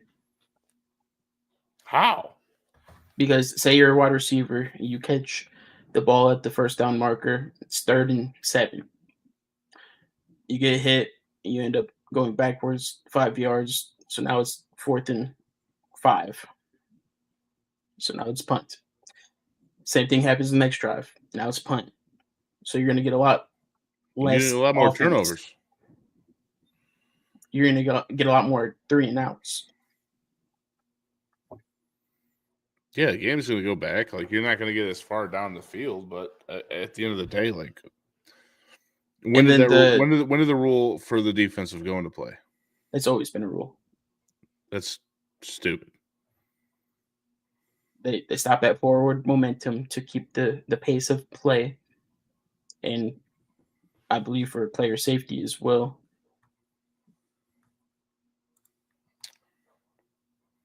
I feel like a defensive, tackle or what have you, could grab that quarterback, pick him up on his freaking shoulder, and throw him back 15 yards, and that would be entertaining to me. I think we would put a little bit less emphasis on. I think we would appreciate linemen more in the game of football if that rule was just abolished at this point. Yeah, but then we'd have a lot more CTE too. Which is The the concussion thing. again, this is football.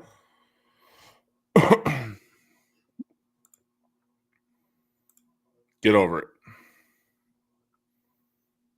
You're We'd have a paying lot them. more Antonio Browns in the world. Well, let's go back to how much are these guys making?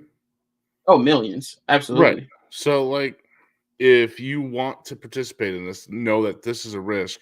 Like, you pay a guy to change a light bulb in the top of a freaking tower, like a shit ton of money. Money. I can't speak English now. To change like 2 or 3 light bulbs a year. You know why? There's not a lot of people that do that. It's fucking risky, but there's what the monetary value is. I think people who play sports get way too much money for what they do. And they're being catered to all the time. Like, oh, it's, health. No, like, you talk about the guy who's changing the light bulb. That dude slips. Oh, he's done for. You look at military. They don't get paid squat compared to that. And they don't get to make rules about, hey, there's bullets flying by me. All right, we're moving into a completely different discussion. I know. I'm sorry. And I see where you're going with this. The difference in all of those things, regardless of the importance of the job, because obviously the military is very important. The job going up and changing those light bulbs is very important. So is sports, though. And my point is the difference that sports has versus those is sports they get paid based on the revenue they bring in, which is millions and billions of dollars every year. The military can't monetize like that because obviously, for one, they don't want a normal person to see that. I mean, I get it, and I understand why it is. It's just still, it's if you're looking at it as an importance, I think sports do bring an important value to the American people, and that's all I'm referring to right now. Sports in general, worldwide, bring value that is overlooked a lot of the time.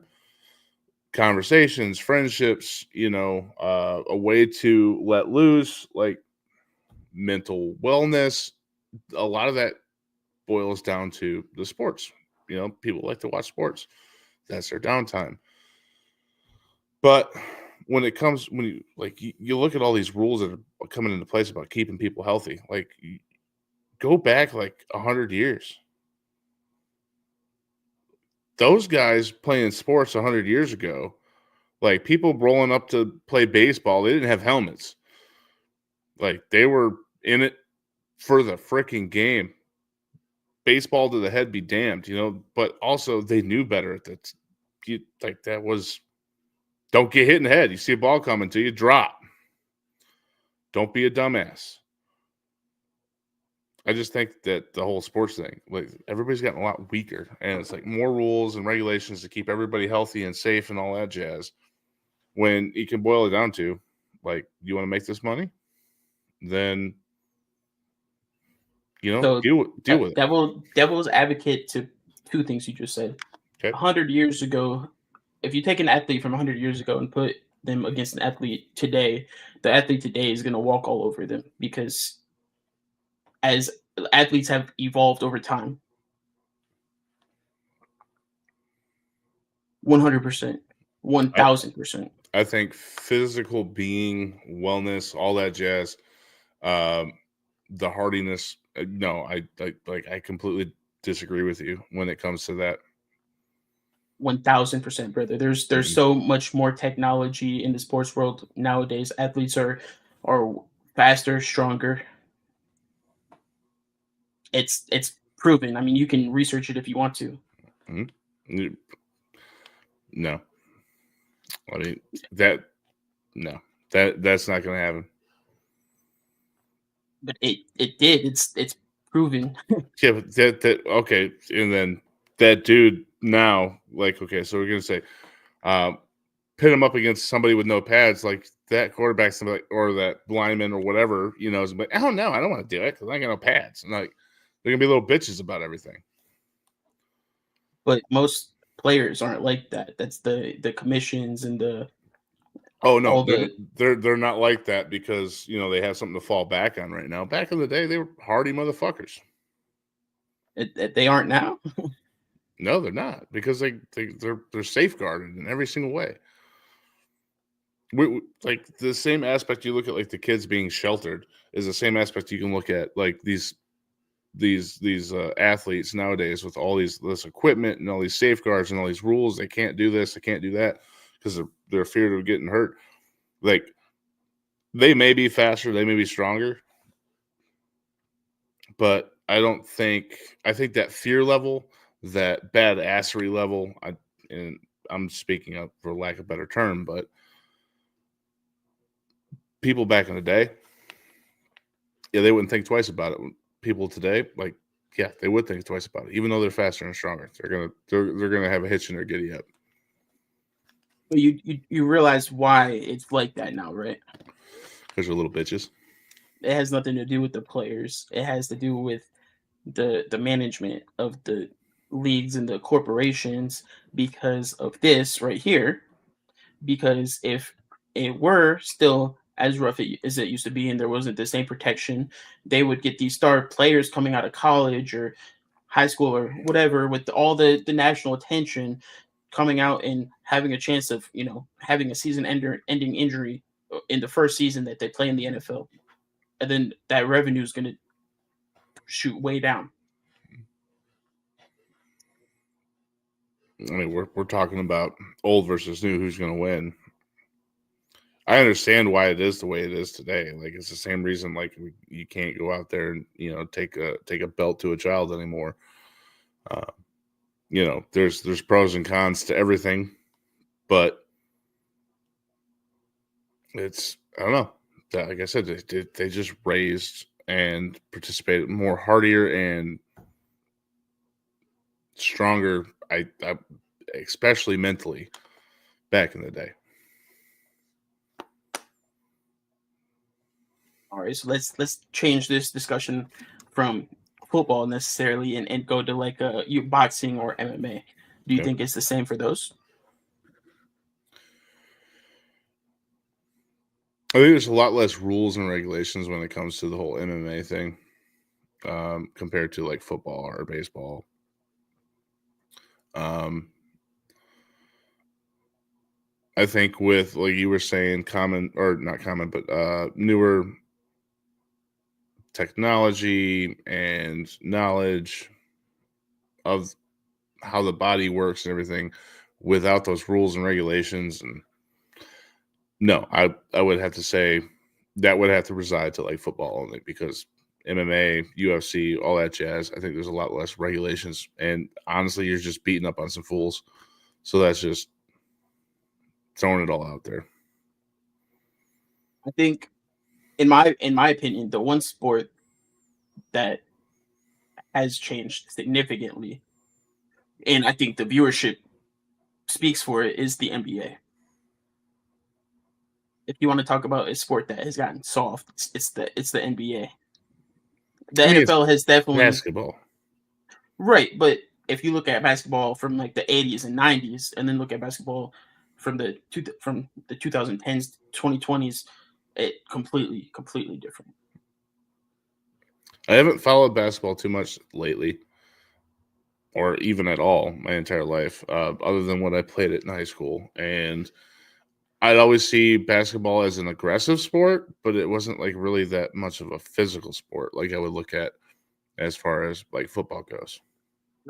But so like in today's NBA, there's people who flop all the time. There's penalties don't get called like they should, but if someone flops, it's a penalty. Like it's stupid, and this is how much a lot of people probably don't know that the Eastern Conference Championship and the Western Conference Championship for the NBA are going on right now. But no one knows that because no one watches the NBA anymore. Yeah, unless you're like a diehard basketball fan. Exactly. And I mean, even a lot of diehard basketball fans, they're just Not interested anymore. not interested anymore. No. Now, you roll over to like baseball. I've always liked baseball. It's absolutely not an aggressive sport at all. I would consider basketball to be more aggressive than baseball at any day of the week. You're hitting the ball. There's no actual physical contact other than glove on shirt. Unless you're running over the catcher, trying to steal home base. That's like as physical as it gets as far as person-to-person contact. I would say I like the game back in the day still better than the game nowadays. That's just preference. I don't think time has really changed too much of that sport. I think they added a few rules and regulations in there, but to key in point, we're talking about football right now. I think football has probably been one of the biggest change sports over the period of the years with rules, regulations, and just the way it's played. It's like every year or two, there's something else that's changing. And like, what was it, a couple of years ago, or was it last year? They were changing like the onside kick thing, or they were trying to. They not the onside kick. They changed the kickoff. The kickoff, which is like, why are we changing it? They went to, I don't know, but it didn't really change like the physicality of the NFL at that point. But why change it? Great question. That's all I'm really getting down to here. Is just like you're constantly changing things, adding this restriction, or they never take anything away, really, right? They never take restrictions away. They just keep adding to it. So how long before we're just looking at a whole bunch of dudes just standing on the field with a football in their hand, not being able to touch each other, and it's like we're going to revert back to like flag football by like 100 years from now because we're worried about injuries and all that jazz. But I mean, realistically, the only physical aspect of the NFL that has changed over the year is the pads have obviously changed. Mm-hmm. The helmets have changed. Technology has gotten better, and then the biggest rules, like they're a little more roughing the passer happy now. But aside from that, I mean, it's still a very physical sport. They're still going out there and taking each other's heads off.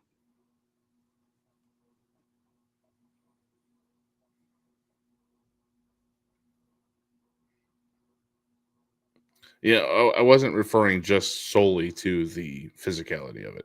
But you argued with me that I will continue to argue with you that back in the day they were tougher sons of bitches. So, but I'm saying so you're saying a team from 100 years ago could go up against the NFL team today and win. Prime versus prime, yeah, they have an equal amount of chance, if not better. I think you're fucking high. Mm-mm. I think they can get down with it. Prime versus prime. No shot. I mean, we can't ever see that, but I would love to.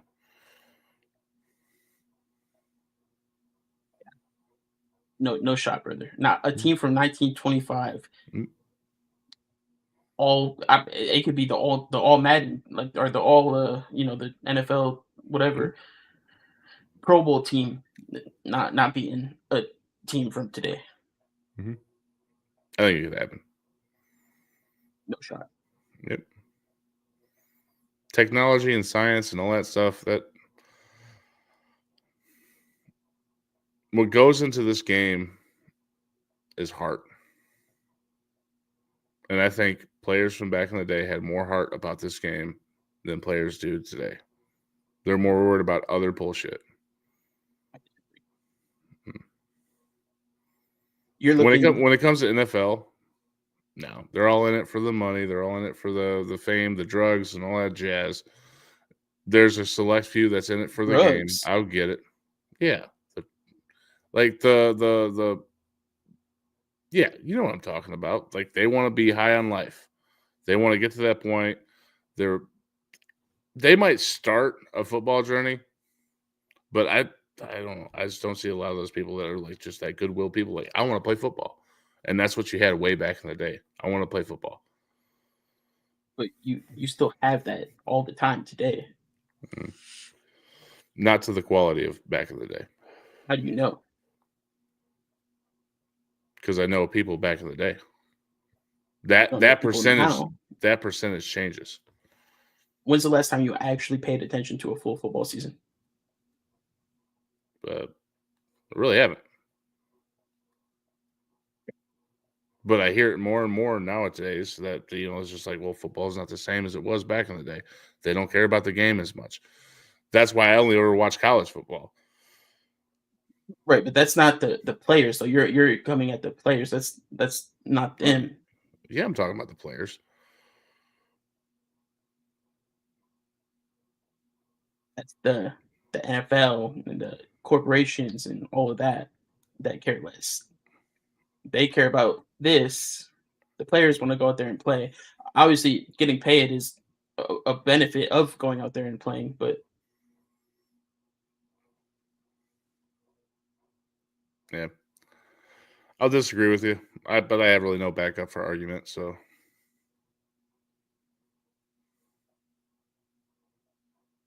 fair enough. That's just how I feel. I feel like everybody back in the day had a little bit more heart about what they were going into than today's world, because they're making a lot more money nowadays than they were way back in the day. And like you were saying, it's all about the commercialism of it, but there was more heart back in the day. Now it's more ego.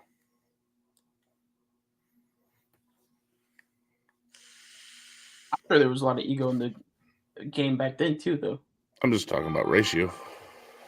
Yeah, you got to have ego to be any at all good at the game. You got to have that chip on your shoulder. You got to have that.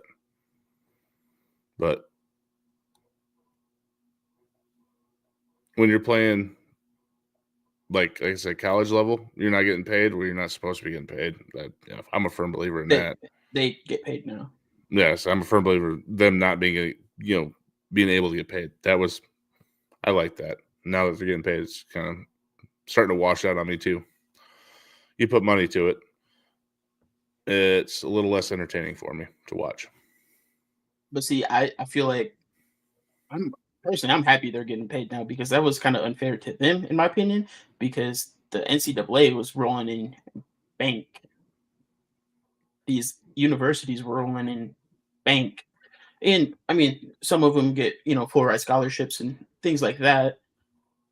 But they're also getting their names and images used for revenue, for monetization, and they weren't getting anything from it.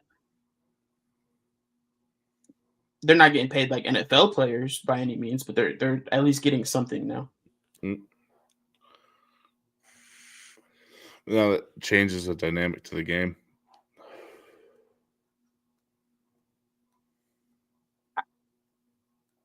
How?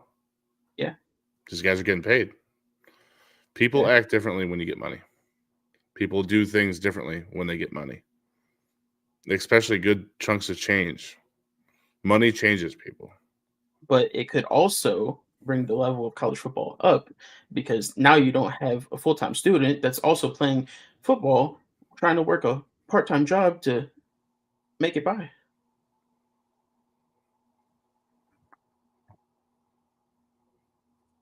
I mean, I get that. Better time suited, training, continuing to do what they want to do to go into football, and because that's what they want to do. They're getting a leg up in life, you know. I get that, but I just still think it brings the value down. Disagree.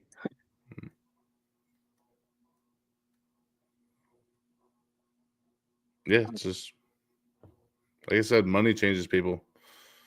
I mean, I don't disagree with that. Money can definitely change people.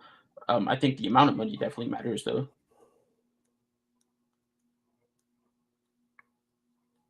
But yeah, I'll give you $1 or $1 million. You're gonna act very much differently with those two Yeah. different amounts, for sure. But the reason why I like college football was because anybody that was playing was because they fucking loved to be there, or they were striving to be there to make it big into the NFL. But they loved the game. And then you got people who get into football in the NFL. They got there because they love the game, but they're there because they continue to just be there because they're making a shit ton of money. You know, tell them to go, be a roofer. They're not going to make anything after that. You know, if they stop liking the game, they're going to continue playing the game because they're making that money. Yeah. So, and just to clarify, because I'm not sure if you know, so it's not like college football players are getting paid salaries from the universities. They're just allowed to have sponsors and things like that now. Mm-hmm. Yep. So like they're gonna get sponsorship from like EA Games when they get their shit put in there, or like Nike sponsorships, or so on and so forth. Yeah. Yeah. So for college football 24, every player that was in the game got $200.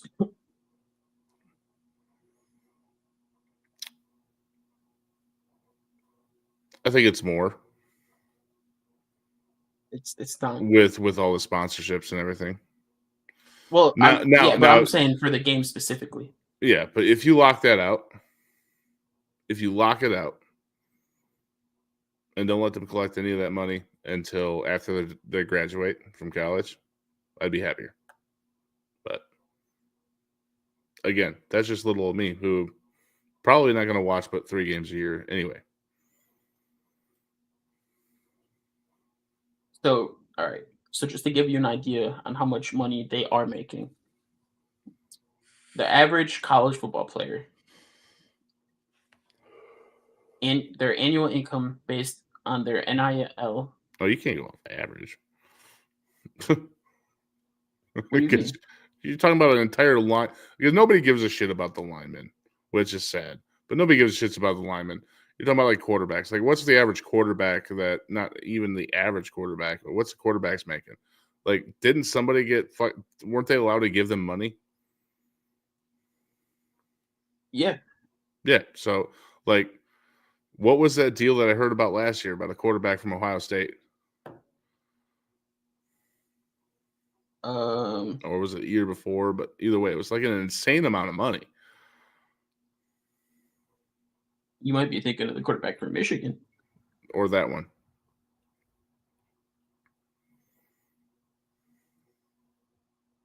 He is expected to make $10 million.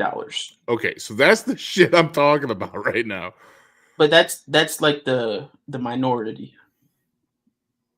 That's like the minority what?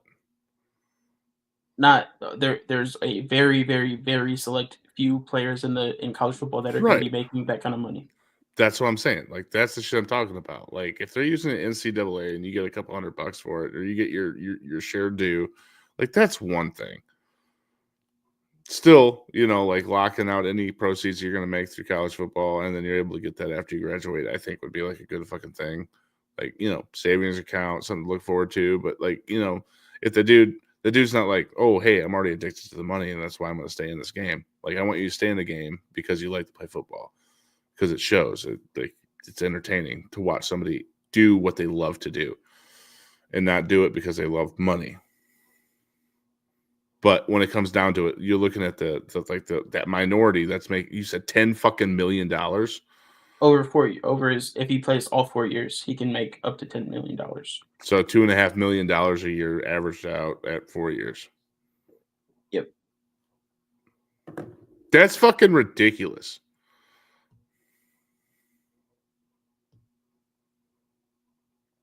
And I might be like sticking to my guns on this like so hard just because of maybe going back to that military thing.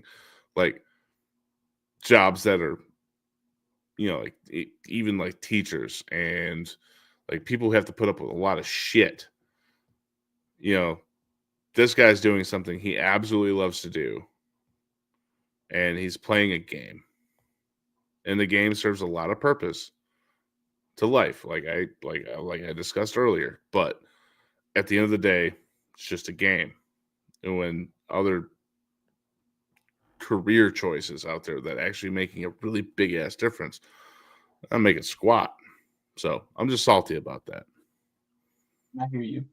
And just so you know, that quarterback is one of the largest NIL deals of all time.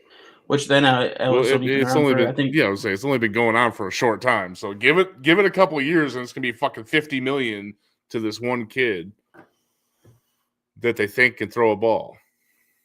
Yeah, I mean, #1 quarterback in the nation, baby. From Michigan, going to Michigan. Let's go. Still think it's trash, but. Hey, but he's still going to go out there and win the game for us. You know what I'm saying? The concept. Maybe. No, fuck Ohio State. We got it. I mean, oh, yeah. I mean, yeah. I always have hopes for the team to win, but much like you said, people watching basketball has decreased. Like, my enthusiasm for watching this is kind of faltered too. Just because of that. The second I heard about that shit. Well, I get your argument. Just because you feel that there's other jobs that should be paid more, I don't think it's fair that you think they make money. Or that I don't think it's fair that you don't like them because they make money. That's that new terminology too. I don't know if you know this by now, but I'm very much like old school at heart. Like, oh, absolutely, yeah, you are for sure. Medusa, welcome in. Life isn't fair. Medusa. Well, I mean, absolutely not. That's why he's making $10 million and we're not, dog. Right, but like everybody's always hung up on trying to make sure that everybody's focused on everything being fair. When that's never going to happen. Just got to get over that. Well, then Burton, get over it. It's not fair, dog. But we're on a podcast. We have to discuss this. And I get to bitch about it. Well, I mean, fair enough. But, yep. Which also goes in the lines with my same argument of, like, everybody's over here like, nothing's fair with the now day and age stuff. It's when we're talking about the old team versus the new team. Like, there's some people back in the day that understand some hard truths and hard concepts that, like, the nowadays people just might not be able to grasp. They want to be able to keep up with anyone. Dude, I seriously think that, like, 100 years old, walk right over them. You're fucking crazy for that. Yeah. All right. Let's move on to some bikes. Let's do it. Oh.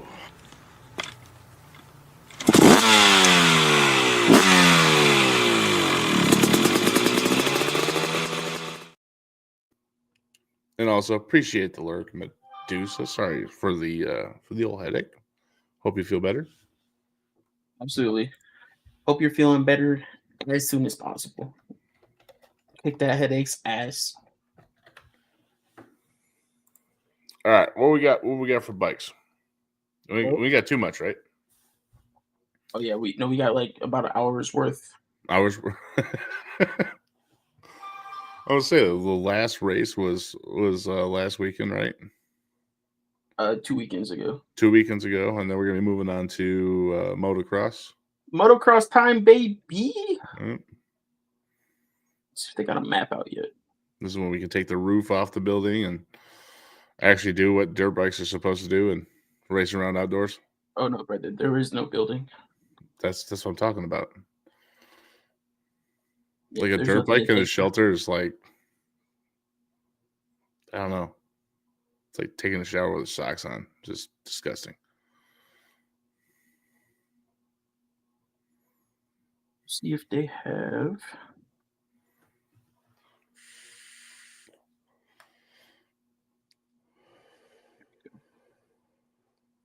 There's gonna be a whole lot of stuff all over it because it's what they got. But all right, let me zoom in on this a little bit.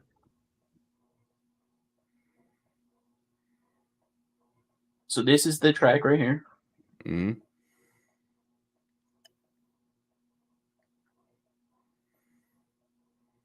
It's about, I believe, about a mile long, maybe a little over a mile long.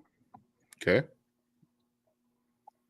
This is when it gets fun, baby. So no more east and west. It's 250s and 450s. That's it. So the 250s, they will have their qualifying, and then the top 22 riders make it into the main event. Same for the 450s. And the 250s will have two motos. Moto 1, which is 25 minutes plus a lap, and then Moto 2, which is 25 minutes plus a lap. 450s will have 30 minutes plus a lap and 30 minutes plus a lap with two motos. So for outdoors, they don't just have a heat race and then the main event. They have qualifying and then Moto 1 and Moto 2. And how the point system works is if you take first place, that's 1 point. If you take second place, that's 2 points, so on and so forth. Whoever has the lowest at the end wins. If there's a tie, whoever placed better in the second moto gets that spot. Okay. So if you go 1-1, that's 2 points. You win. You beat everyone. Hayden Deegan went 1-1 here last year. He is the defending 250 motocross champion. Chase Sexton is the defending 450 motocross champion, but the 450 class is back to being stacked. All those riders that got hurt early in the season, well, they said, we're not coming back for Supercross for a week or two. We're just going to get all that extra prep on the bike for outdoors. So that means we got Jet Lawrence, Hunter Lawrence, Eli Tomac, all coming back ready to go. Been prepping for outdoors for weeks now. And then we got Chase Sexton, who just took second in the Supercross championship, defending this title here. Maybe a little tired. He had a week off, but he was just, racing a couple weeks ago, trying to win a championship in Supercross. So it's gonna be interesting to say the least. Very, very excited.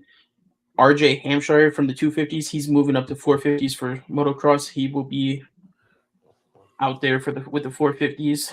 Excited to see how he can do. It would not surprise me at all if he went out there, got a start, and led a lap or so. These tracks are very gnarly. So this track is actually built on an old rock quarry.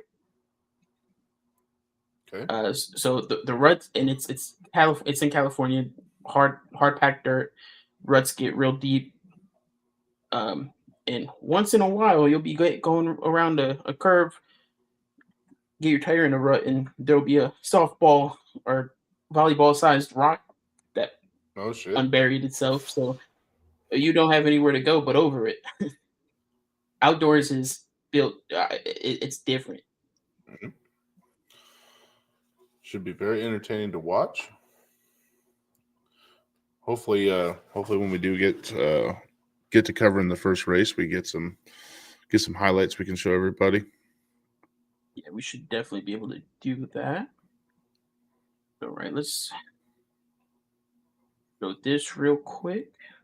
We're gonna have a 3-rider battle for this championship, and none of them are gonna get hurt, and they're all gonna make it down to the final round. So for my 450 bowl prediction, I hate to do this, but I have Chase Sexton struggling and getting third in the championship. We're gonna have a 3-rider battle. mean, I don't feel like that's really struggling if you take a third in the champion. Right. You can get, brother.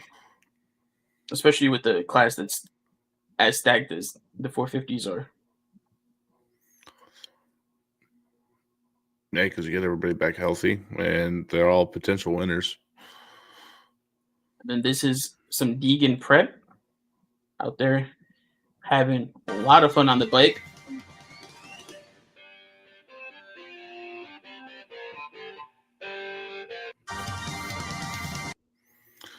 Look at that. Carefree said, fuck Cole Davies as he's flying through the air. I'll show you my ass.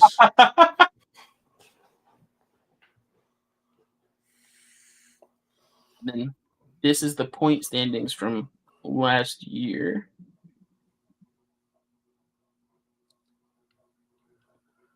So 450s, Chase Sexton took first with 504 points. Hunter Lawrence took second with 462. AP took third with 403. Jet took ninth because he got hurt early in the season with 210. He was in first place when he got hurt. Eli Tomac came back at the end of the season. I think he rode the last two or three rounds, something like that. But he was hurt for the beginning of the season because of a thumb injury that had happened late in Supercross last year.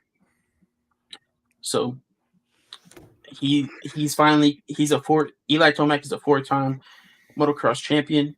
Finally getting to start at week 1. He missed the pretty much last 2 motocross seasons due to Supercross injuries. Jet Lawrence 2 years ago, he went perfect in motocross. Didn't lose a single race. Chase Sexton, obviously the defending champion. Hunter Lawrence had his breakout season in motocross last year. Was very close with Chase at one point. AP always rides good in outdoors.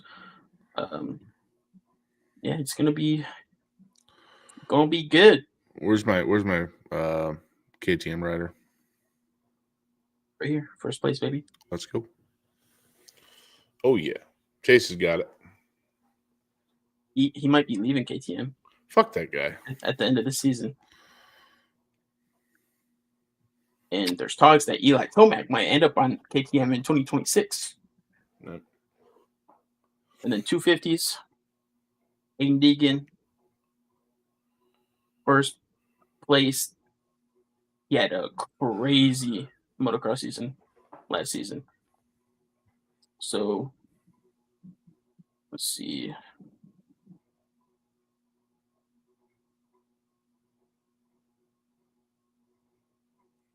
So he started out the season going first, second, first. So out of the first 5 races, he won 4 of them, took second in 1 of them. Then at Red Bud, he had a pretty gnarly crash. Someone actually went down and their bike landed right where he was getting ready to land. So he hit their bike and did a tumble. Still got back to 6th place for that race. But that put him down in 5th. At Spring Creek, he went 2nd. Washougal, he went 1st. Unadilla, he took 2nd. He went 1-2. Budds Creek is where he won the championship. He went out there in Moto 1 and he beat everyone by like 25 seconds. Oh shit. Won the championship, and then in Moto 2 he kind of just settled in and took 10th. And then at Ironman he ended up taking 4th. He had a 11th place first race and a first place second race.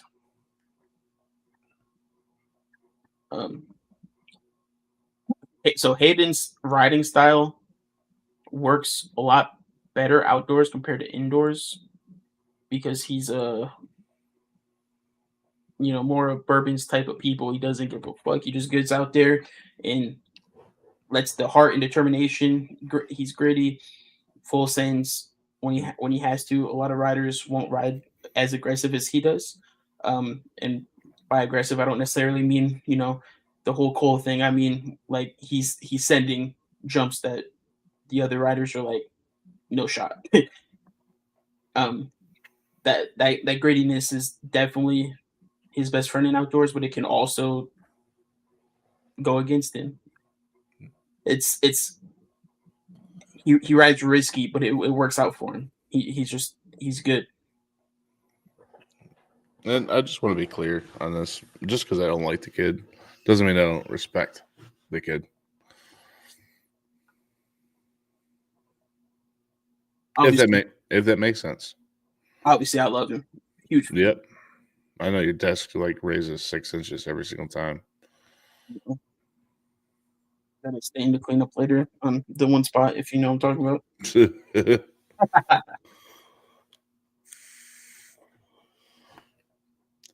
Ambiel, he's a 2-time world champion in MXGP, which is overseas motocross. He's came over here, and I think this is going to be his third season. So he took 6th and then 2nd. Didn't really have anything for Hayden last year.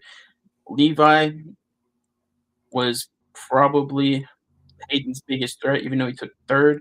He went out there and won some races. His biggest problem is his consistency.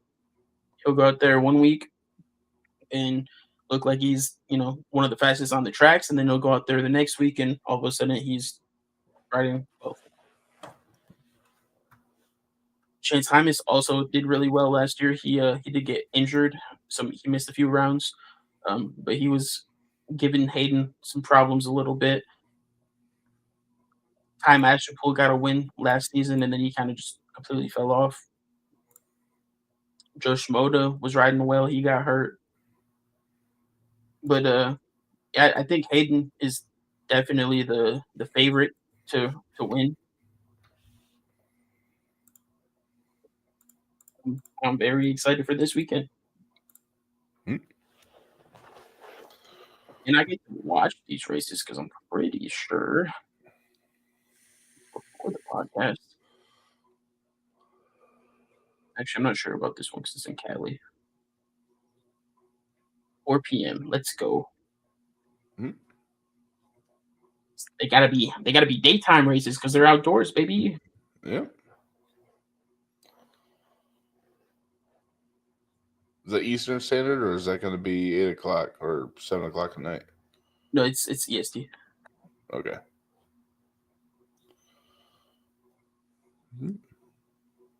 So, you guys know what I'll be doing Saturday. Yep, watching some bikes.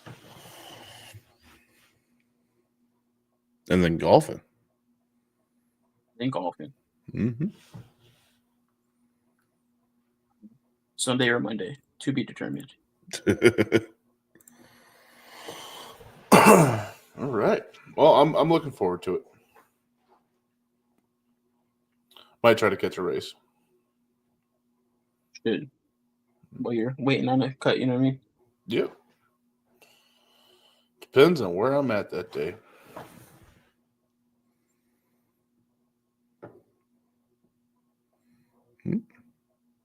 You guys are going to get rained out Saturday, and you can just watch the races with me. Yeah, I don't know. We'll see.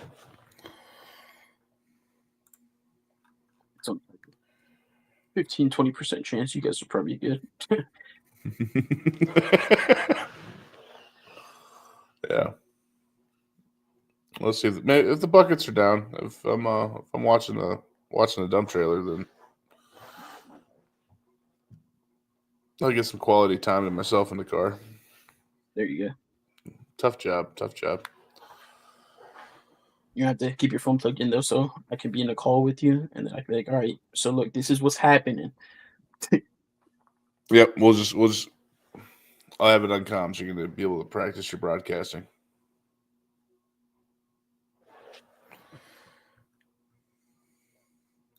I'm actually hoping to go to Outdoor National this year. I'm hoping to go to Redbud. Ooh. On July 5th.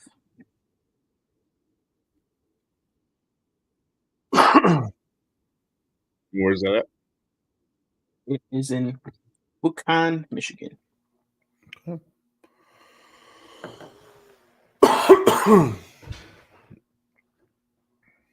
down like down here. Down yonder.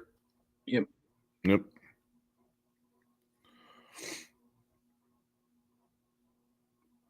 It's like a 2.5 hour drive from me.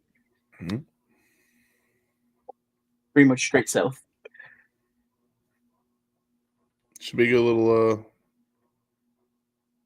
outing for you. Catch a live race.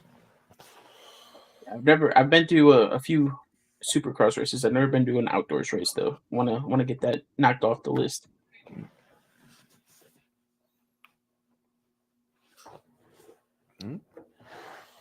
Well, So- hopefully you can. If anyone is a fan and they're watching and they see a leprechaun upside down while twerking, all right, you mind your damn business, okay? With a Deegan shirt. With a Deegan shirt and a 44th parallel hat. I'm gonna get a press lanyard and badge,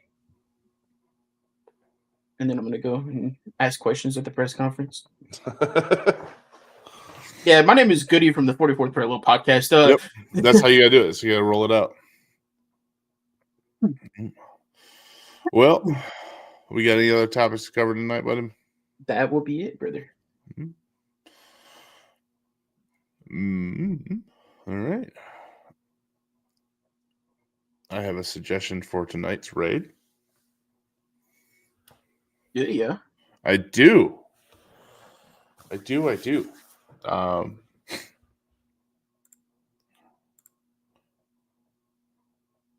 She recently got affiliated, Let's go.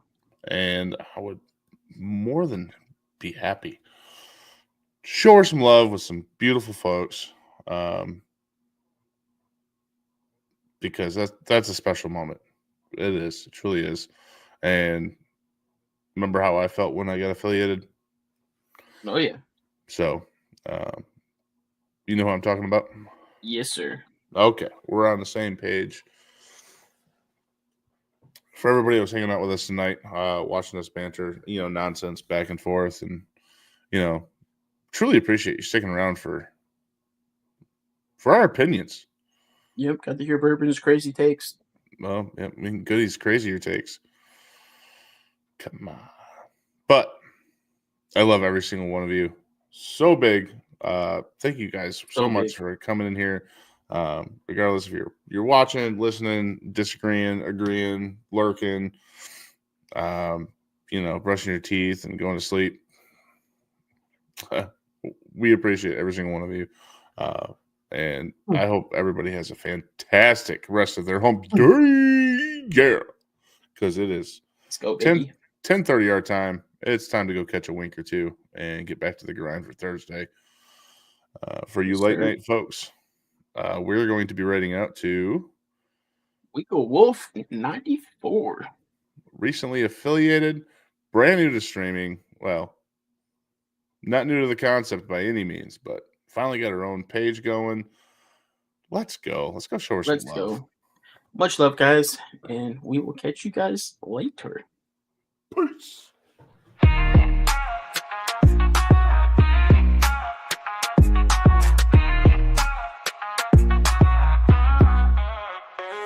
Thanks for tuning in, y'all the real MVPs. Riding with us every night through wins and defeats. From East Coast to West, y'all complete the scene. Cheers to the fans, y'all the link in this team. Hoops and touchdowns, y'all kept us live. From the courts to the fields, kept the chatter in stride. Watched every highlight, every buzzer beat. Tapped in every night, keeping the vibe so sweet. Applause to the fam, ain't nothing but love. Cheers to every viewer, y'all rise above. This 44 show, y'all kept it strong. We'll be back, no doubt, keep rolling along. Applause to the fam, ain't nothing but love. Cheers to every viewer, y'all rise above. This 44 show, y'all kept it strong. We'll be back, no doubt, keep rolling along. Jerseys and cleats, y'all know every stat. Debates and laughs, we tip our hats to the ones riding shotgun through thick and thin. You're with your spirit that lets the games begin. Chilling on the couch, shout out to y'all. Every play, every call, every highlighted ball. Y'all the reason we chop it up each day. Catching every blitz, every fadeaway. Applause to the fam, ain't nothing but love. Cheers to every viewer, y'all rise above. This 44 show, y'all kept it strong. We'll be back, no doubt, keep rolling along. Applause to the fam, ain't nothing but love. Cheers to every viewer, y'all rise above. This 44 show, y'all kept it strong. We'll be back, no doubt, keep rolling along.